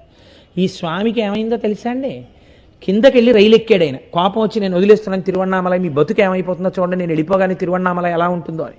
ఏమైపోతుంది, కొంతమంది చేసే పనులకి ఆ ధూర్తతనానికి అర్థం ఉండదు. అందుకని ఈ ఊరు ఏమైపోతుందో చూడండి అని ఆయన రైలు ఎక్కాడు. రైలు ఎక్కితే ఎదురుగుండా ఏదో నవయవ్వనంలో ఉన్నటువంటి కొత్తగా పెళ్ళైన దంపతులు కూర్చుని ఉన్నారు.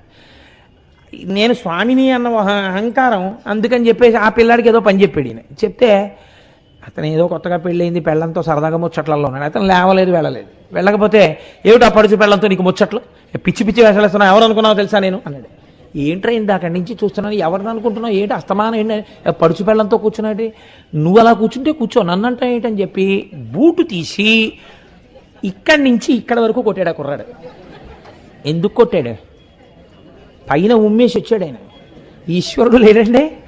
మహాత్ముల జోలికి వెడితే సజ్జఫలితం వస్తుంది. ఎన్ని జరిగాయో ఇలాగా. మళ్ళీ కొన్నాళ్ళు పోయాక వచ్చాడు ఆయన. వచ్చి రమణ మహర్షిని ఉన్నవారిని ఉన్నట్టు ఎత్తుకుపోయి ఓ బండ మీద కూర్చోబెట్టి, అప్పుడు నేను నీ మీద ఉమ్మేశాను కదా, ఆ కోపం నీకు ఇంకా మనసులో ఉంటే నా మీద ఉమ్మేసేయన్నాడు. అంటే ఆయన ఎప్పటి మాట, ఆయన నవ్వుతూ కూర్చున్నారు. ఆయన ఏమనలేదు. నువ్వు ఇలాగే ఇదిగో ఇది ఇక్కడే వచ్చింది, అన్నింటికీ నవ్వుతావు, నేను నీకు ఉపదేశం చేస్తాను, నిర్వికల్ప సమాధి అంటే ఏమిటో నేర్పుతాను, నువ్వు నేర్చుకో అంటుంటే శిష్యులందరూ వచ్చారు.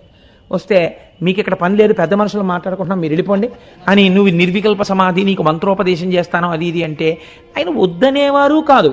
ఆయన చెప్తుంటే ఈయన ఏమీ తెలియని వాళ్ళు అలా వింటుండేవారు. అన్నింటికీ సాక్షి అంతే. ఎవరికి వస్తుందండి అలాంటి జీవితం? అసలు ఇట్స్ ఎ పెక్యూలియర్ లైఫ్, ఏ జ్ఞాని కెనాట్ బి ఇమిటేటెడ్. అందుకని అలా చూస్తూ ఉండేవారు.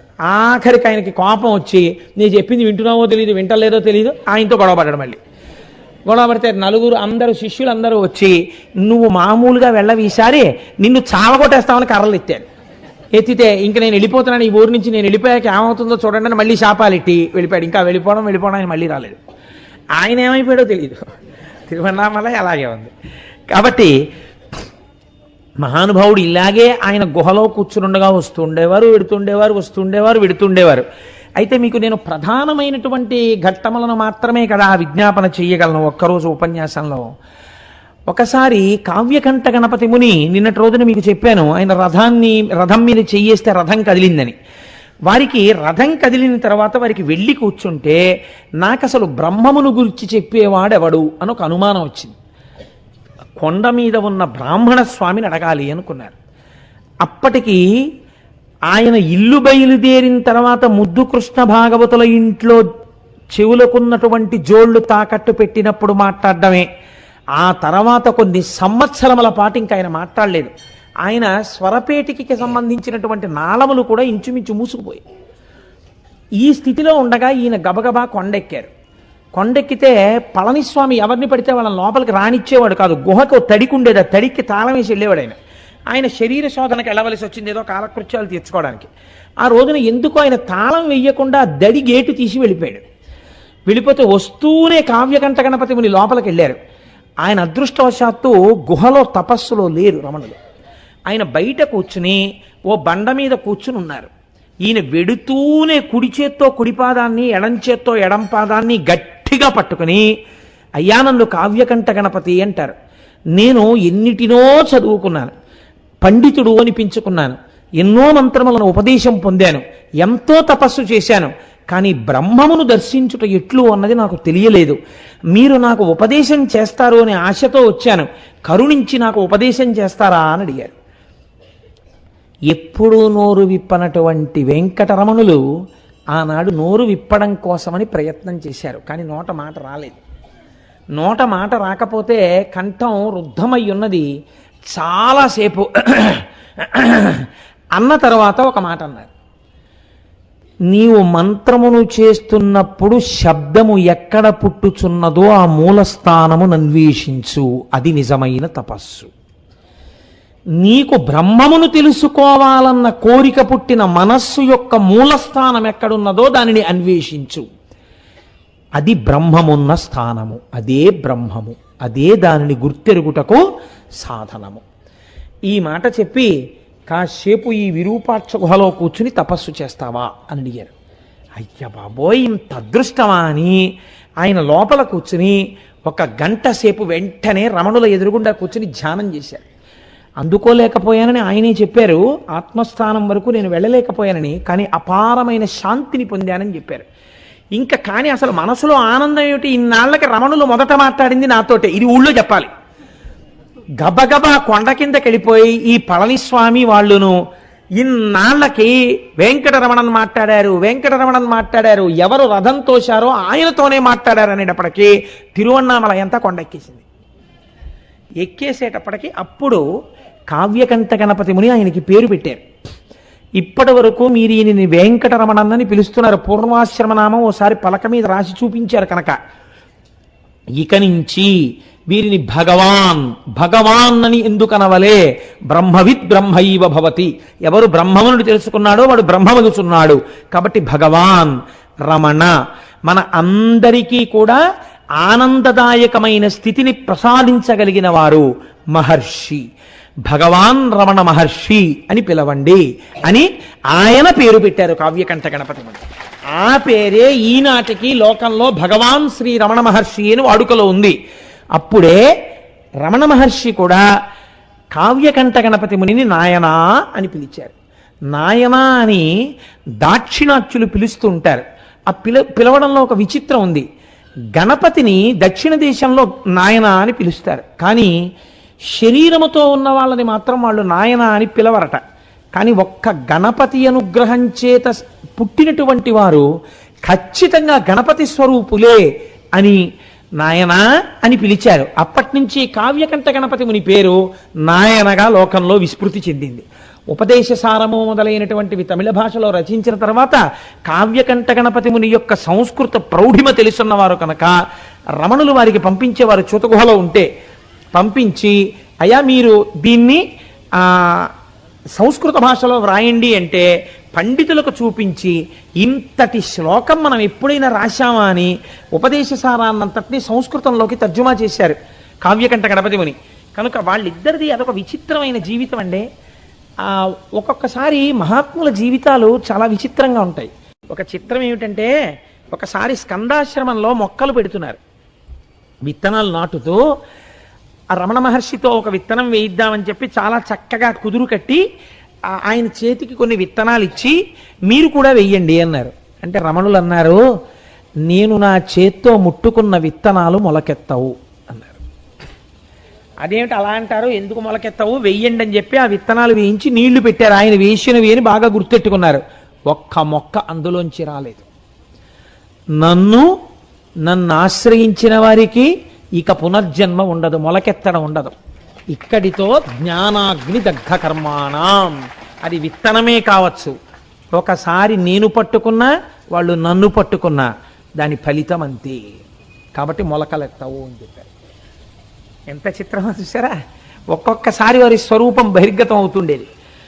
ఇటువంటి భగవానులు ఆత్మ సర్వగతం కదండి, అంతటా ఉంటుంది. ఆత్మ దేని యందు లేదు.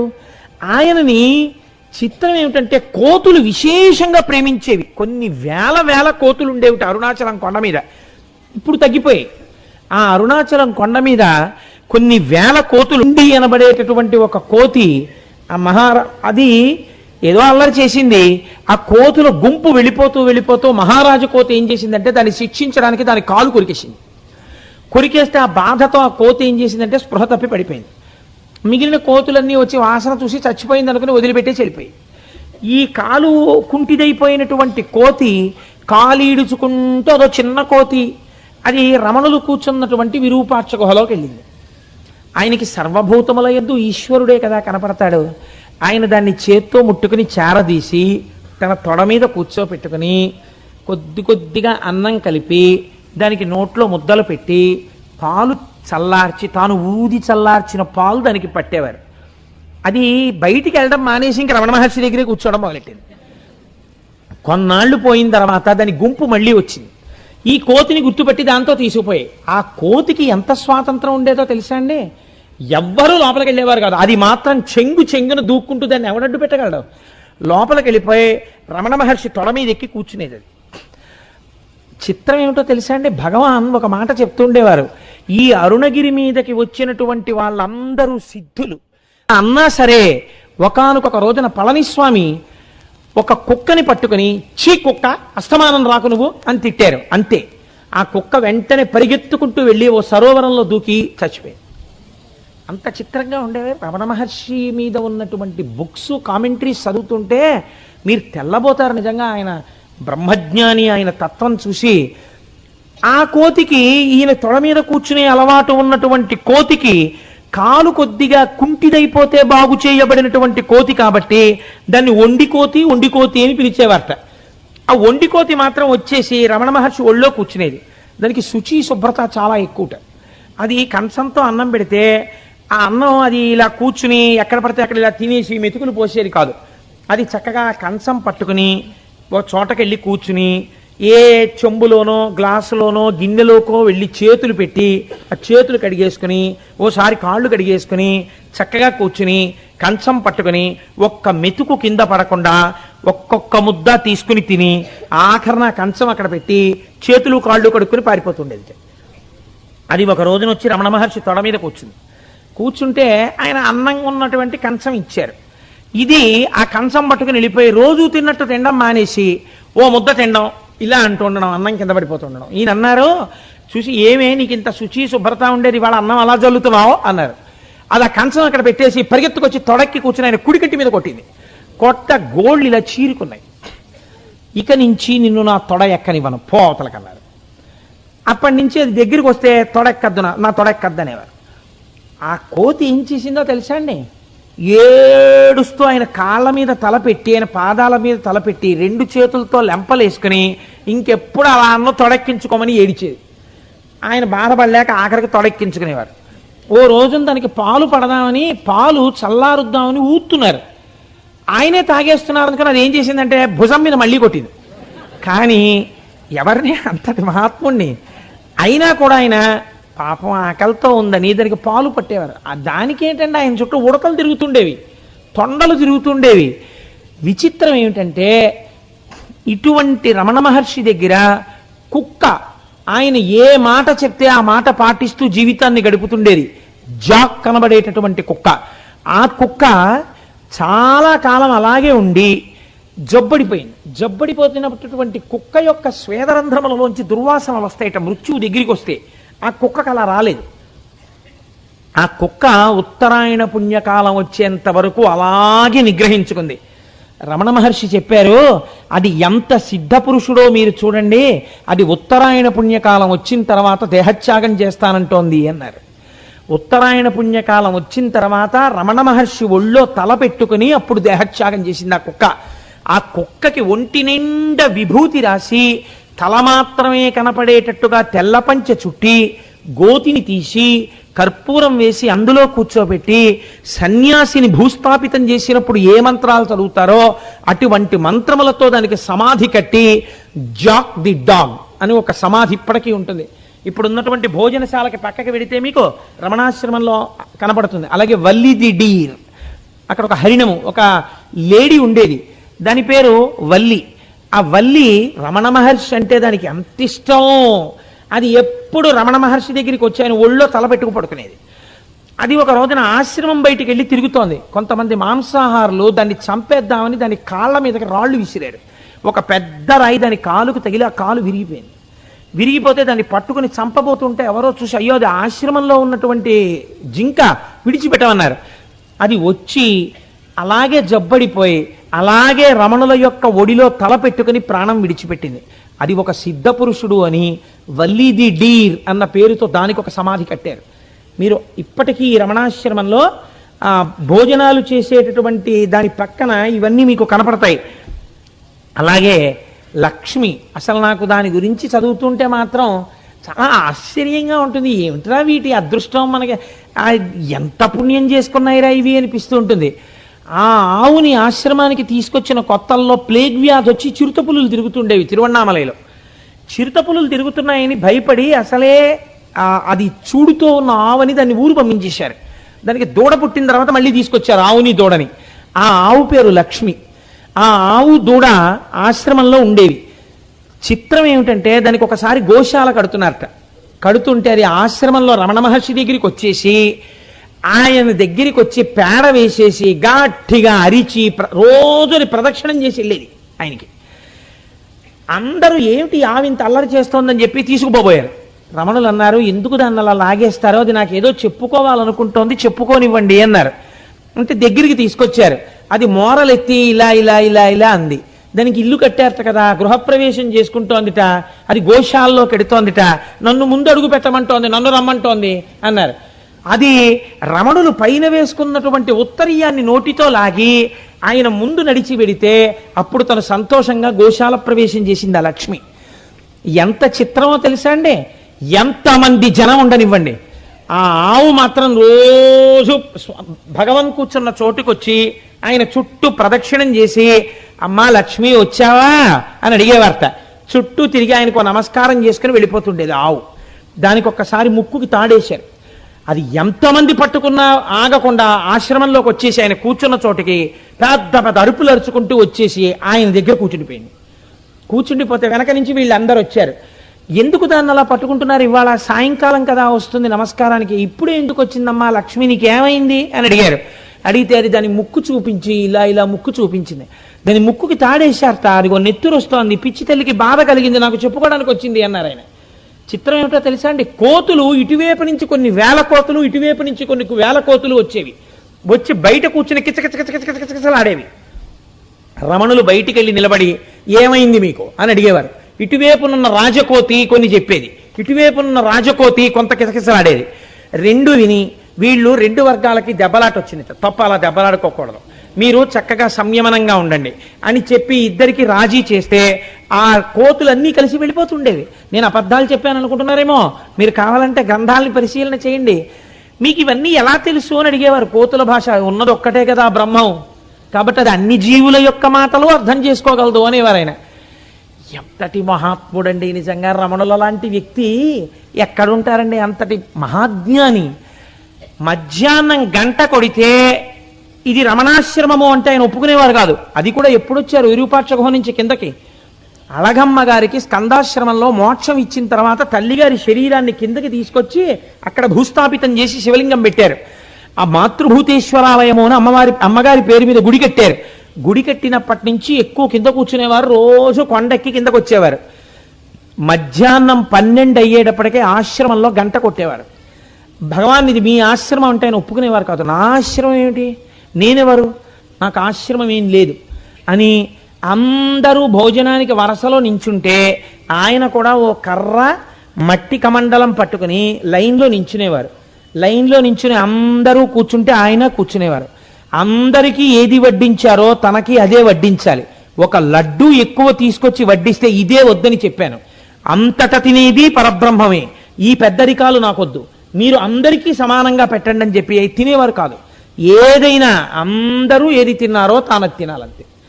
నా అన్న మాట ఆయన వాడేవారు కాదు. ఎవరైనా వచ్చి భగవన్ ఆశ్రమంలో 500 లీటర్ల వాటర్ ట్యాంక్ ఒకటి కట్టిద్దాం అనుకుంటున్నాం, 500 కట్టించమంటారా 250 లీటర్ల ట్యాంక్ కట్టించమంటారా అని అడిగేవారు. మీరు 250 లీటర్ల ట్యాంకు కట్టించక్కర్లేదు, 500 లీటర్ల ట్యాంకు కట్టించక్కర్లేదు, మీరెవరో మీరు తెలుసుకోండి, అది జన్మకి సార్థకత అనేవారు. ఆయన ఎప్పుడు ఎవరిని ఏది అడిగేవారు కాదు. ఆయన దగ్గరికి తీసుకొచ్చి డబ్బుల కట్ట పెట్టాడు ఒకసారి ఒక ఆయన. ఓ యాపిల్ పండు ఇక్కడ పెట్టారు. పెడితే ఆయన యాపిల్ పండు తీసుకుని పక్కన పెట్టుకుని అవి ఎందుకు మీరు తీసుకోండి అన్నారు. అవి డబ్బులు భగవాన్ మీకు ఎందుకైనా పనికొస్తాయి, ఉంచుకోండి అన్నారు. ఎందుకు, నేను తినడానికి కాగితాలు పనికిరావు కదా, ఇదైతే పోనీ ఎప్పుడైనా తింటాను, మాకెందుకు తీసేసుకోండి అని. మంచి పెన్ ఇస్తే ఆయన తీసుకునేవారు కాదు. మంచి పెన్ ఇచ్చాను భగవాన్ ఏం చేశారని మీరు రేపు అడుగుతారు, మాకెందుకు మీరు ఉంచుకోండి అని ఇచ్చేసేవారు. ఎప్పుడూ ఒక మట్టి పిడత ఒక కర్ర అంతే. నా అన్న వస్తువు ఆయనకి లేదు. ఆయన ఎన్నడూ ఎవరినీ నాకు ఇది ఇవ్వండి అని అడగలేదు జీవితంలో. ఆయన గురించి విశ్వనాథ సత్యనారాయణ గారు సూర్య నాగమ్మ గారి లేఖలకు ముందు మాట రాస్తూ ఒక విచిత్రమైన మాట వాడారు. అందరికీ కనీసం దుప్పటి అన్నా ఉంటుంది. రమణులకు ఏమిటో తెలుసా అండి, ఓ తువ్వాలు కంఠానికి చుట్టుకు పడుకునేవారు. కంఠానికి చుట్టుకుంటే వెచ్చగా ఉంటుందని వారు.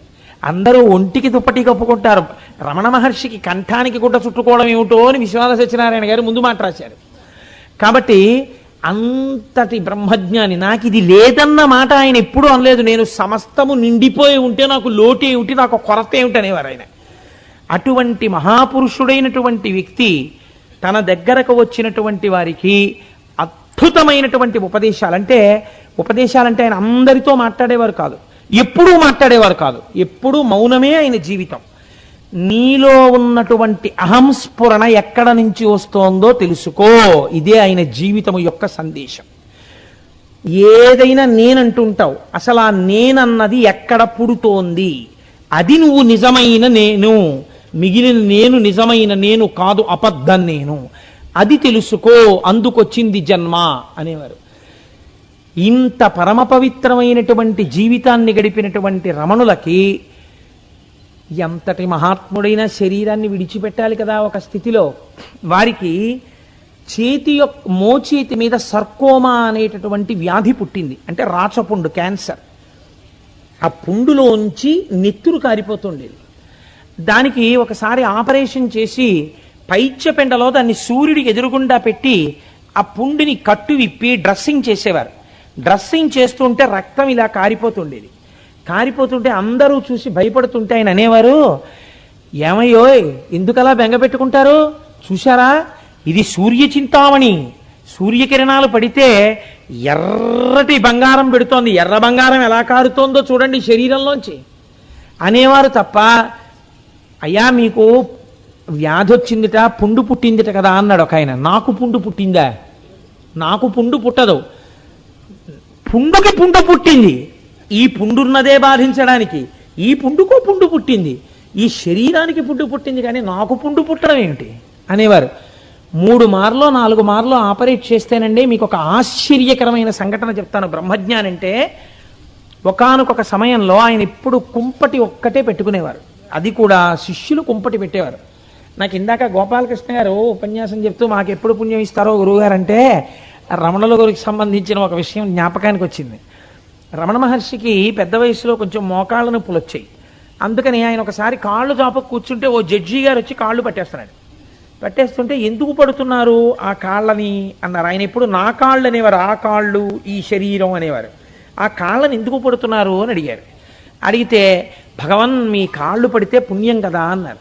అని ఏదో కాసేపు పట్టి ఆయన కూర్చున్నారు. ఒక్కసారి ఆగండి అని ఆయన కూడా ఇలా పట్టుకుంటున్నారు. పట్టుకుంటుంటే అదేమిటండి మీ కాళ్ళు మీరే పట్టుకుంటారు, మేము పడతాం కదా అన్నారు. ఈ కాళ్ళు పడితే పుణ్యం అన్నారు కదా, అదేదో నేను పుచ్చుకుందామని అన్నారు. కాబట్టి ఆయన ఇప్పుడు కనీసం అటువంటి సేవ కూడా ఆయన పుచ్చుకునేవారు కాదు. అటువంటి రమణ మహర్షి గురించి చెప్తూ శుభ్రంగా భార్యకి భర్తకి కూడా కేంద్ర ప్రభుత్వంలో రాష్ట్ర ప్రభుత్వంలో ఈశ్వరుడు 2 ఉద్యోగాలు ఇచ్చి నన్ను చతుర్భుజుణ్ణి చేసి 4 చేతుల సంపాదింప చేస్తుంటే ఉన్న 2 పిల్లలకి మంచి చదువు ఈశ్వరుడు ఇస్తే 500 రూపాయల పూజకు కట్టడానికి నాకు తెగులా? ఎందుకు కట్టలేను? ఏదో వంక పెట్టి ఎగదోస్తే ఈశ్వరుడు లేడు చూడడానికి? 500 కట్టగలిగిన సమర్థత ఉన్నప్పుడు కట్టడం నా బాధ్యత కనుక కట్టాను తప్ప దానివల్ల నేను మహాత్మున్న పిచ్చి. ఆయన గోపాలకృష్ణ గారు నాలో ఏది కనపడినా నేను గొప్పవాడిని అనుకుంటుంటారు. ఆయన హృదయం అటువంటిది కనుక తప్ప 500 కడితే నేను మహాత్ముని ఎందుకు అవుతానండి? వారు మహాత్ములు, అటువంటి రమణుల వంటి వారు కనుక చూడండి. ఆయనకి సర్కోమా పుడితే దీనికి పుండు కొయ్యాలనుకుంటున్నారా? దీని పుండు కోసుకోవాలనుకుంటే దీనికి ఎనస్థీషియా అక్కర్లేదు, మీరు ఆ పుండుని కోసుకోవచ్చు, నాకేం అభ్యంతరం లేదని ఎవరు ఆయన ఎనస్థీషియా ఇవ్వకుండా ఆపరేట్ చేసుకోమన్నారు. విచిత్రం ఏంటంటే ఆయన వచ్చిన తర్వాత ఇంకా తిరువన్నామలై విడిచిపెట్ల. ఆపరేషన్ థియేటర్ కంప్లీట్గా చెన్నై నుంచి తిరువన్నామలై తీసుకొచ్చి తిరువన్నామలైలో ఫిక్స్ చేశారు. ఫిక్స్ చేసి ఆయనకు ఆపరేషన్ చేశారు. చేసిన తర్వాత ఒక విచిత్రం జరిగింది. ఆయనకి బాగా వేడి తగిలితే మంచిదని హీటర్స్ తీసుకొచ్చి చుట్టూ పెట్టారు. ఒక గదిలో పెట్టి అందరూ ఆయన డిస్టర్బ్ చేయకండి, ఎవరు లోపలికి వెళ్ళకూడదు అని తలుపులు వేసేసి అందరూ బయటికి వెళ్ళిపోయారు. ఆయన లోపల కూర్చున్నారు. తెల్లవారిన తర్వాత కాసేపు దర్శనం చేసుకొస్తామని చెప్పి ముఖ్యమైన వాళ్ళు లోపలికి వెళ్ళారు. అందులో బాగా భక్తి ఉన్న ఒక తల్లి సూరి నాగమ్మ గారని ఆవిడ చూశారు. చూసేటప్పటికి ఒళ్ళంతా దద్దుర్లెక్కిపోయింది. ఎర్రటి తట్లు తీరిపోయి పండు విడిపోయినట్టు విడిపోతోంది శరీరం. అసలు ఆ బాధ వేరొకడు తట్టుకోలేడు. ఆయన్ని అడిగింది ఆవిడ, ఎందుకు అలాగా మీకు ఏమిటి ఒళ్ళంతా అన్ని దద్దుర్లెక్కిపోయింది ఏంటి అని అడిగారు. అడిగితే రాత్రి వీళ్ళు ఇవేవో తీసుకొచ్చి 4 హీటర్లుట పెట్టారు నా కోసం, అంత ఖర్చు పెట్టి దాంట్లోంచి సెగలు వచ్చేసాయి. ఆ వేడిని ఇది భరించలేక ఇది ఇలా బొబ్బలెక్కిపోయింది అన్నారు. అంటే వాళ్ళు కళ్ళమ్మట నీళ్లు పెట్టుకుని, మేం చెప్పింది ఏమిటి, హీటర్లు పెట్టినప్పుడు తెరలడ్డు పెట్టి పెట్టమని చెప్పాం, తెరలు లేకుండా హీటర్లు అంత దగ్గరగా పెడతారా, ఎంత పొరపాటు పని చేశారని అడిగితే ఆయన అన్నారు, పాపం వాళ్ళు నాకొక్క కుంపటే పెట్టచ్చు, ఏదో నా కోసం ఇంత కష్టపడి 4 హీటర్లు పెట్టి అంత ఖర్చు చేస్తుంటే వాళ్ళని ఇబ్బంది పెట్టి రాత్రి వేళ లేపి నాకు వేడిగా ఉందని మళ్ళీ ఏమిటి, ఏదో ఇది అలా వేడిని పొందుతోంది, పోనివ్వండి, ఏదో అది అలా వేడిని పొంది ఇదేదో బాధ పెడుతోంది, ఏమిటో దాని బాధ అలా సాక్షిగా చూస్తూ ఉన్నాను, ఏదో బాధపడిందేమో అలా వికారాన్ని పొందింది అన్నారు. ఎవరు అనగలరు, ఎవరు ఉండగలరు ఇలా? ఇందుకే నేను అన్నాను, ఏ బ్రహ్మజ్ఞాని should not be imitated, cannot be imitated. ఈ స్థితిలో 4 మార్లు ఎన్ని మార్లు ఆపరేట్ చేశారు ఆయనకి. అది మెల్లమెల్లగా పెద్దదైపోయి అలా నిరంతర రక్త ప్రవాహం అయిపోయేది. సూదులేసి కట్టారు, జలగలు కనిపించారు, విచిత్రం, చెడు రక్తం తాగేస్తాయని. ఆఖరణ ముగ్గేసి ఆ జలగలు లాగేస్తే ఒక జలగ మాంసపు ముక్కతో వచ్చేసింది, కింద పడేస్తే ఆ జలగలు కదలకుండా అలా ఉంటే ఆయన అన్నారు, ఓహో ఈ జలగలకు కూడా బ్రాహ్మీ స్థితి వచ్చిందనేవాడు. అది విచిత్రం. 104 జ్వరం వచ్చి సోఫా మించి లేవలేక తడబడిపోతుంటే శరీరం, భగవాన్ మీరు పోతారేమోనని మాకు భయంగా ఉందంటే, నేను పోవడానికి చోటు ఎక్కడుంది, నేను అంతటా నిండి ఉన్నాను అనేవారు. అంటే ఆత్మగా ఇది పడిపోతుందేమో, ఇది పడిపోవడం సహజం, నేనెక్కడికెడతాను, నేను ఇప్పుడు ఉంటాను, అంతటా ఉంటాను. కాబట్టి ఇప్పుడు కూడా రమణులు ఇక్కడ కూడా ఉండి వింటూనే ఉన్నారు, మనందరం చెప్పుకుంటున్నది అదండి. ఈ స్థితిలో మహానుభావుణ్ణి లేచి పట్టుకోబోయారు కొంతమంది. అప్పుడు కూడా చూడండి ఆయన ఉపదేశం ఎంత చిత్రంగా ఉంటుందో. మీరు నన్ను పట్టుకోబోయే ప్రయత్నంలో నన్ను పడేస్తారు. ఇది నటరాజస్వామి తాండవం చేస్తోంది. 104 జ్వరంతో ఒళ్ళు తూలిపోతుంటే, అబ్బో దీనికి నటరాజ తాండవం అబ్బినదే అన్నారు ఆయన తప్ప, 104 జ్వరంతో ఇది వేగిపోతోంది అనలేదు ఆయన. ఇంకా ఆశ్చర్యకరమైన సంఘటన మీకు చెప్పనండి. కన్నీళ్లతో రాసుకున్నారు సూర్యనాగమ్మ గారు. సూర్యనాగమ్మ గారి జీవితం ఒక విచిత్రమైన జీవితం. నాకైతే అనిపిస్తుంది, సూర్యనాగమ్మ గారు లేకపోతే రమణ మహర్షి అప్పుడప్పుడు మాట్లాడిన మాటలు మనకి తెలిసి ఉండేవి కావు. ఆవిడ ఆశ్రమంలో ఏ రోజు జరిగిన విషయం ఆ రోజు అన్నగారికి ఉత్తరం రాసి పోస్ట్ చేస్తే అవే సూర్యనాగమ్మ గారి లేఖలోని కొన్ని వాల్యూమ్స్గా పబ్లిష్ అయ్యాయి.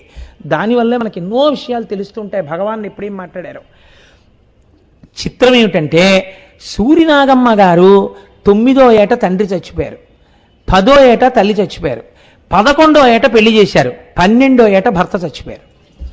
చచ్చిపోతే ఆ రోజుల్లో ఉన్న కట్టుదిట్టమైన ఏర్పాటుకి ఆవిడికి ఒక సాప వేసి మంచం మీద పడుకోకూడదని సూర్యకిరణములు తగలనటువంటి ఒక గదిలో పెట్టారు, ఒక చీకటి గదిలో. ఆవిడ చాప మీద పడుకుని ఉండేవారు. ఆ రోజుల్లో ఎవరైనా పరామర్శకు వస్తే మామూలుగా మాట్లాడకూడదు, ఏడవాలి. కాబట్టి ఎన్ని నెలలైనా వస్తూనే ఉండేవారు. వచ్చినప్పుడల్లా ఈవిడ పని ఏమిటంటే ఏడవడమే. ఉప్పు కారం లేకుండా 12, 13వ ఏటనే వితంతు అయింది కాబట్టి ఆజన్మ బ్రహ్మచర్యాన్ని పాటించాలి. కాబట్టి ఆవిడికి సరి అయినటువంటి ఆహారం పెట్టేవారు కాదు. పెట్టకపోతే ఏడ్చి ఏడ్చి ఏడ్చి ఏడ్చి కళ్ళు అట్టలు కట్టి ఆ చాప మీద పడుకుని పడుకుని పడుకుని ఆఖరికి ఆవిడ బల్లెంత అయిపోయారట. ఆవిడ ఒక రోజున అనుకున్నారట, ఏడవడానికి తప్ప ఈ జీవితం ఇంకా ఎందుకు, ఇక ఈ జీవితానికి బ్రహ్మచర్యము తప్ప వేరొకటి లేదు, ఈ జీవితానికి బిడ్డలు లేరు, ఈ జీవితానికి ఉద్ధరించేవాళ్ళు లేరు, ఇది ఏం చేస్తుంది, ఒక గదిలో ఇలా ఉండి ఉండి ఉండి ఉండి ఒక రోజున పడిపోతుంది, ఆ రోజున తీసేస్తారు దీన్ని ఆవిడ అనుకున్నారట. ఎందరో సిద్ధపురుషులు పుట్టారంటారే, ఎందరో మహాత్ములు పుట్టారంటారే, నా జీవితంలో పోనీ భర్త లేకపోవడం బిడ్డలు లేకపోవడమే నాకు వరప్రసాదమై ఒక మహాత్ముడైన గురువుని సేవించి నేను తరించిపోవడానికి వీలుగా నన్ను అనుగ్రహించగలిగిన గురువే లేడా ఈ దేశంలో అనుకుని పడుకున్నారట. ఆ రోజు ఆ గదిలో ఇదొక దరిద్రం, 10 నిమిషాలు పిలిస్తే చోకప్ అయిపోతుంది.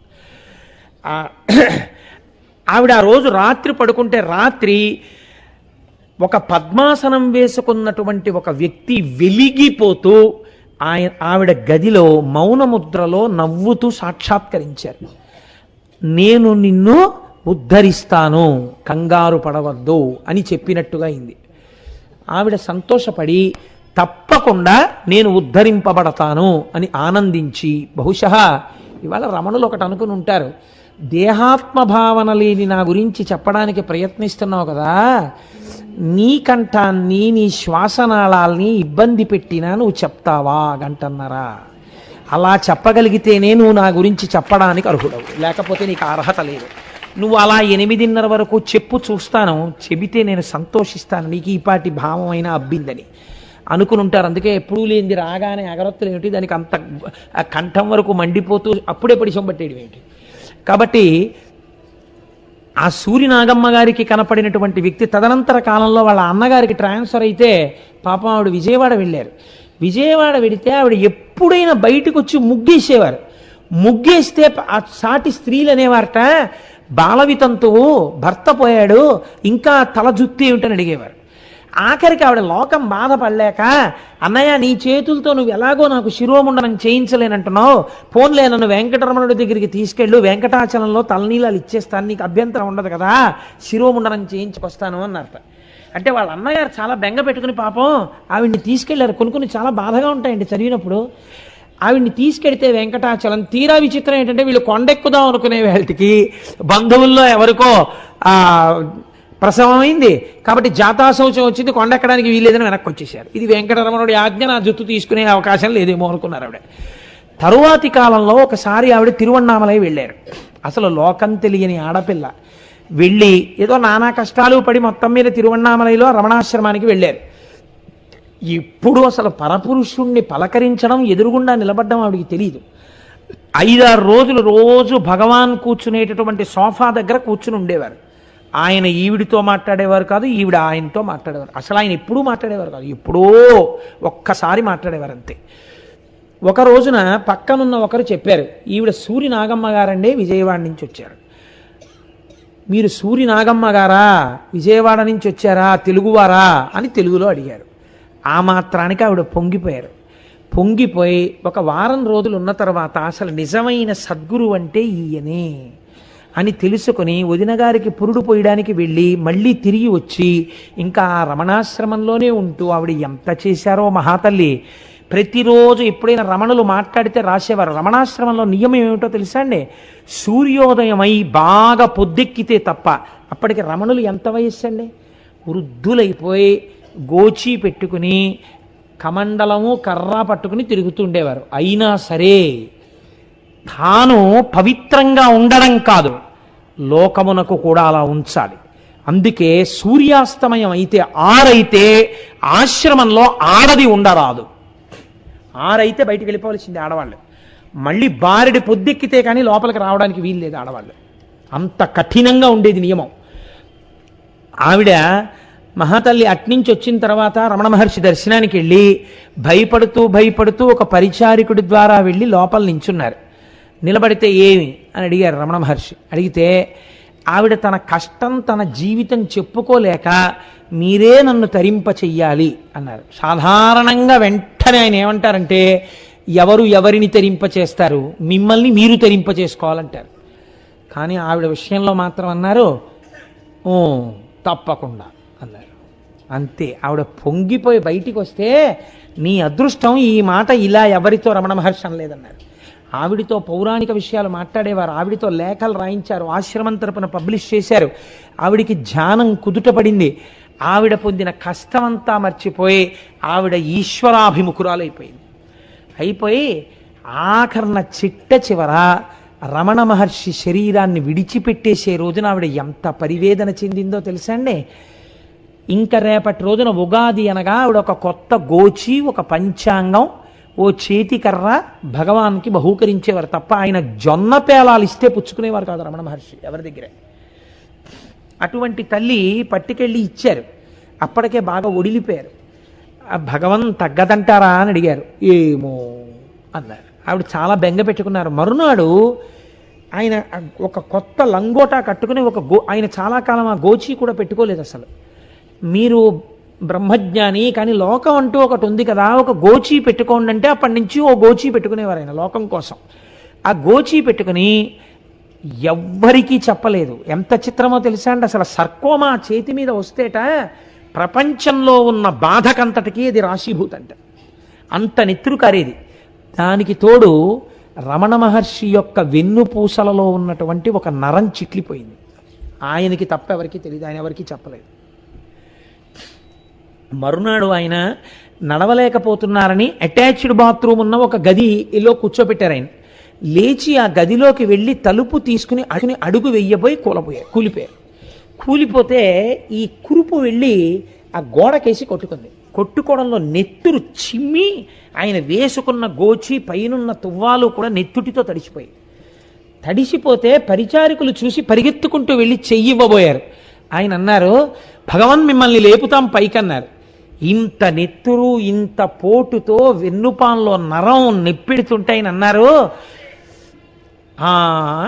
ఇది ఇవాళ కూలబడింది, దీనికి శక్తి తగ్గిందో ఏమో, దీన్ని ఇదే లేపుకుంటుంది, పర్వాలేదు మీరు కూర్చో అని మెల్లగా ఆసరాతో లేచి స్నానాల గదిలోకి వెళ్ళి బయటికి వచ్చి కూర్చుని, చిత్రం ఏమిటంటే ఇంకా ఆయన విడిచిపెట్టేస్తారు అనుకుంటున్నటువంటి సమయంలో ప్రాణాన్ని ఒక తల్లి ఒక దిబ్బ మీద నిలబడి చూస్తూ, నా వంక ఒక్కసారి భగవానులు అనుగ్రహంతో చూడరా అని ఏడ్చింది. ఆయన కనురెప్ప విప్పి చూశారు, ఆవిడే సూర్యనాగమ్మ. కనురెప్ప విప్పి చూసి ఆవిడ ఒక వ్యక్తి వచ్చి చెప్పారు, ఒక గురువు శరీరంలో ఉండాలని శిష్యులు కోరుకోవాలి. ఎందుకంటే గురువు తాను శరీరం కాదని గురువుకు తెలుసు, గురువు శరీరం వదిలిపెట్టడానికి సిద్ధపడతాడు. కానీ గురువు శరీరంలో లేకపోతే శిష్యులకి బోధ అందదు. కాబట్టి గురువు శరీరంలో ఉండాలని శిష్యులు కోరుకోవాలి.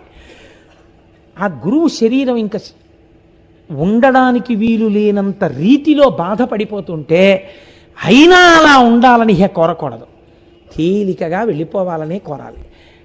కాబట్టి నువ్వు అలా కోరు, శిష్యులందరూ ఆయన ఆశ్రితులందరూ అలా కోరండి అని చెప్పారు. ఇంకా అలా ఉండాలని అడక్కండి అని. ఎంత చిత్రమో చూడండి. ఆయన ఆ రూపంలో కూడా మళ్ళీ బోధ. అందరూ నమస్కారం చేస్తుండగా చిత్రం ఏమిటంటే, నన్ను తీసి కూర్చోపెట్టండి, దీన్ని కూర్చోపెట్టండి అన్నారు. నన్ను అనరు ఆయన, దీన్ని కూర్చోపెట్టండి అన్నారు. లేపి కూర్చోపెట్టారు సోఫా మీద. ఊపిరి అందట్లేదేమో అని డాక్టర్లు ఆక్సిజన్ సిలిండర్ పట్టుకొస్తున్నారు. వద్దు అని సంజ్ఞ చేసి అందరూ చూస్తుండగా చక్కగా కళ్ళు తెరిచి చూసి కన్నులు మూసి ఆనంద భాష్పములు కన్నుల వెంట జలజల రాలిపోయేట. కృష్ణభిక్షు వ్యాఖ్యానం చేశారు దానికి. ఆయనే చెప్పుకున్నారు ఒకసారి, ఒక చిన్న గుడారమునందు ఏనుగు పట్టనట్టు ఇంకా ఈ ఆత్మ సర్వవ్యాపకము కావాలనుకుంటోంది, ఒక్క దేహమునందు ఇమడలేనంటోంది అని చెప్పుకున్నారు. కనుక అందరూ చూస్తుండగా చెన్నై వరకు కనపడింది. ఒక జ్యోతి లేచి ఆకాశంలో తిరిగి ఆఖరణ వెళ్ళి అరుణాచల పర్వత శిఖరములలో లీనమైపోయింది. మీకందరికీ ఆశ్చర్యకరమైన విషయం ఏమిటో తెలుసా అండి? భగవాన్ రమణ మహర్షుల యొక్క జ్యోతిని చూసినటువంటి వ్యక్తి ఈ సభలోనే ఉన్నారు. వారెవరో తెలుసా అండి? నాగేశ్వరరావు గారు ఇక్కడే కూర్చుని ఉన్నారు. వారు దర్శనం చేశారు కదమ్మా. ఆ సమయంలో అక్కడికి దగ్గరలో వారు ఎందుకో వాళ్ళ బంధువుల ఇంట్లో ఉన్నారు. ఆ జ్యోతి వెళ్ళిపోతోందని వాళ్ళ అత్తగారు అనుకుంటాను, ఇఫ్ ఐఎమ్ కరెక్ట్, నాకు జ్ఞాపకం లేదు. ఆవిడ అన్నారట, ఎవరో ఒక మహాత్ముడు వెళ్ళిపోయాడయ్యా, జ్యోతి వెళ్ళిపోతోందన్నారు. ఆ జ్యోతి దర్శనం చేసిన మహానుభావుడే ఇవాళ రమణుడు ప్రాణంగా బతుకుతున్న వ్యక్తి, గొప్ప సాధకులు. నేను ఒక్కసారి నాగేశ్వరరావు గారు ఇక్కడికి వచ్చి నిలబడితే మేమందరం పొంగిపోయి సభంతా వారికి నమస్కరిస్తున్నాం. ఒక్కసారి నాగేశ్వరరావు గారిని ఇలా తీసుకురండి.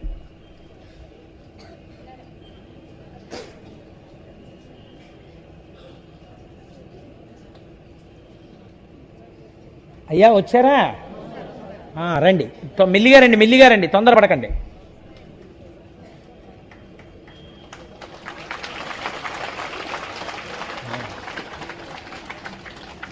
ఆ ఆశ్రమంతో ఎంతో అనుబంధం ఉన్న వ్యక్తి, ఎందరో పెద్దలు, ఎందరో విదేశీయులు అయ్యాయి. చాలా సంతోషం అండి. రమణులంటే ఆయన ప్రాణం. కేవలం ఆ రమణోపాసనే ఆయన్ని తిప్పుతోంది. శరీరమునందు ఉన్న ఓపిక కాదు, అంతటి మహాభక్తుడు. మల్లవరం సుబ్రహ్మణ్యేశ్వర స్వామి వారి దేవస్థానాన్ని ఇవాళ అంత స్థాయికి తీర్చిదిద్దిన మహాపురుషుడు. వారు ఆ రమణ భగవానుల యొక్క జ్యోతి వెళ్ళిపోతున్నప్పుడు దర్శనం చేసినటువంటి అదృష్టవంతుడు.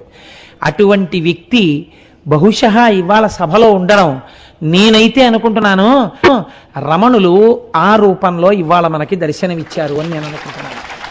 కాబట్టి అటువంటి మహాభినిష్క్రమణం. కానీ ఆయన యొక్క బోధలు మాత్రం, ఆయన చేసిన సూచనలు నేను ఒక్కరోజు ప్రసంగంలో మీకు చెప్పలేకపోయాను.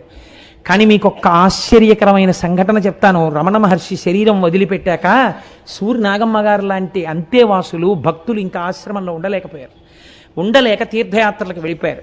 వెళ్ళిపోతే కాశీ పట్టణానికి వెళ్ళారు ఆవిడ. వెళ్ళినప్పుడు వాళ్ళ వదిన గారికి జ్వరం వచ్చింది. అన్నగారు అన్నారు, నువ్వు తొందరగా ఒక్కసారి గంగా స్నానం చేసి దర్శనం చేసుకుని వచ్చేసేయి, మనం వెళ్ళిపోదామన్నారు. అంటే ఆవిడ కాశీ విశ్వేశ్వరుడి దేవాలయంలోకి వెడుతున్నారు. అక్కడ ఎదురుగుండా ద్వారపాలకుడు 3 తలుపులు మూసేసి ఒక్క తలుపే తెరిచింది. ఒక గార్డ్ కూర్చుని ఉన్నారు, ఒక రక్షకభటుడు. ఆయన హిందీలో అడిగాడు ఈవిడ్ని చూడగానే, ఆప్ కౌన్ హై అని అడిగితే ఈవిడ వచ్చిరాని హిందీలో, నన్ను సూరినాగమ్మ అంటారు, నేను దక్షిణాదిన తిరువణ్ణామలైలో రమణ మహర్షి సేవ చేసుకున్నదానను అని చెప్పారు. అంటే ఆయన అన్నాడు, అమ్మా, రమణ మహర్షిని సేవించిన వారికి కాశీలో శివలింగాన్ని కౌగులించుకున్న వాళ్ళకి తేడా లేదు, మీరు ఇంకా కాశీ రావలసిన అవసరం ఏముందమ్మా అన్నాడు. అర్చన కోసమని బోలెడంత వెండి సామాను అవి అక్కడ పెట్టున్నాయి. పెట్టి ఉంటే ఆ రక్షక భటుడు అన్నాడు, అమ్మా, నేను ఇప్పుడే బయటికి వెళ్ళి పని మీద మళ్ళీ వస్తాను, మీరు ఇక్కడ కొంచెం సేపు ఒక్క 5 నిమిషాలు నిలబడగలరా అని అడిగాడు. తప్పకుండా ఉంటానని ఆవిడ అక్కడ నిలబడ్డారు. వెళ్ళిపోయినటువంటి ఆ రక్షక భటుడు ఒక గంటన్నర తర్వాత మళ్ళీ వచ్చాడు. వచ్చి, అమ్మా, ఎంత వెండి సామానుందో తెలుసా అండి, ఒక ఆడదాన్ని పెట్టి వెళ్ళిపోయాడు. వెళ్ళిపోతే ఈవిడ వెళ్ళేటప్పటికి అన్నగారు కంగారు పడుతున్నారు, గంగా ప్రవేశం చేసేసిందేమో ఈవిడని. అమ్మాయి, ఇంతసేపు ఏమైందమ్మా, ఎక్కడికి వెళ్ళావని అడిగారు. అన్నయ్య, అనుకోకుండా ఇవాళ కాశీ విశ్వేశ్వరుడు తన సమక్షంలో నన్ను ఒక గంటన్నర నిలబెట్టుకున్నాడు అన్నయ్య అన్నారు. అమ్మా, నీకు అక్కడ ఉన్న ద్వారపాలకుడు ఇచ్చినటువంటి సూచన నీ చెవిన అందలేదా? ఏ రమణులను నువ్వు సేవించావో తత్ఫలితమే కాశీ విశ్వేశ్వరాలయములో విశ్వేశ్వరలింగమును, విశ్వేశ్వర సామాగ్రిని గంటన్నర సేపు కాపు కాసే అదృష్టాన్ని ఈశ్వరుడు నీకిచ్చి ఈ జన్మలో నీ పాపాన్నంతటిని క్షయం చేసి తనలో నిన్ను కలుపుకోవడానికి విశ్వేశ్వరుడు అంగీకరించాడనడానికి ఇది సూచన. రమణుల సేవ ఎంత గొప్పదో చూశావా, నామం ఎంత గొప్పదో చూశావా అని అడిగారు. ఆయనని నమ్మిన వాళ్ళకి, ఆయనకి నమస్కరించిన వాళ్ళకి ఆయన పెట్టిన భిక్ష అటువంటిది. కనుక అటువంటి భగవాన్ రమణుల యొక్క మూర్తి ప్రతి ఇంట ఉండాలి. అందరం తిరువణ్ణామలై వెళ్ళాలి, అందరం గిరి ప్రదక్షిణం చెయ్యాలి, అందరం మన పిల్లలకు అటువంటి మహాపురుషుడు గురించి చెప్పాలి. వారు సూరినాగమ్మ గారి లేఖల పుస్తకం తప్పకుండా ఇంట్లో ఉంచుకోండి, సులభ శైలిలో ఉంటుంది. చక్కగా వారు ఎప్పుడెప్పుడేం మాట్లాడారో చదువుతుంటే మీరు ఆ రమణాశ్రమంలో ఉన్నట్టుగా ఉంటుంది.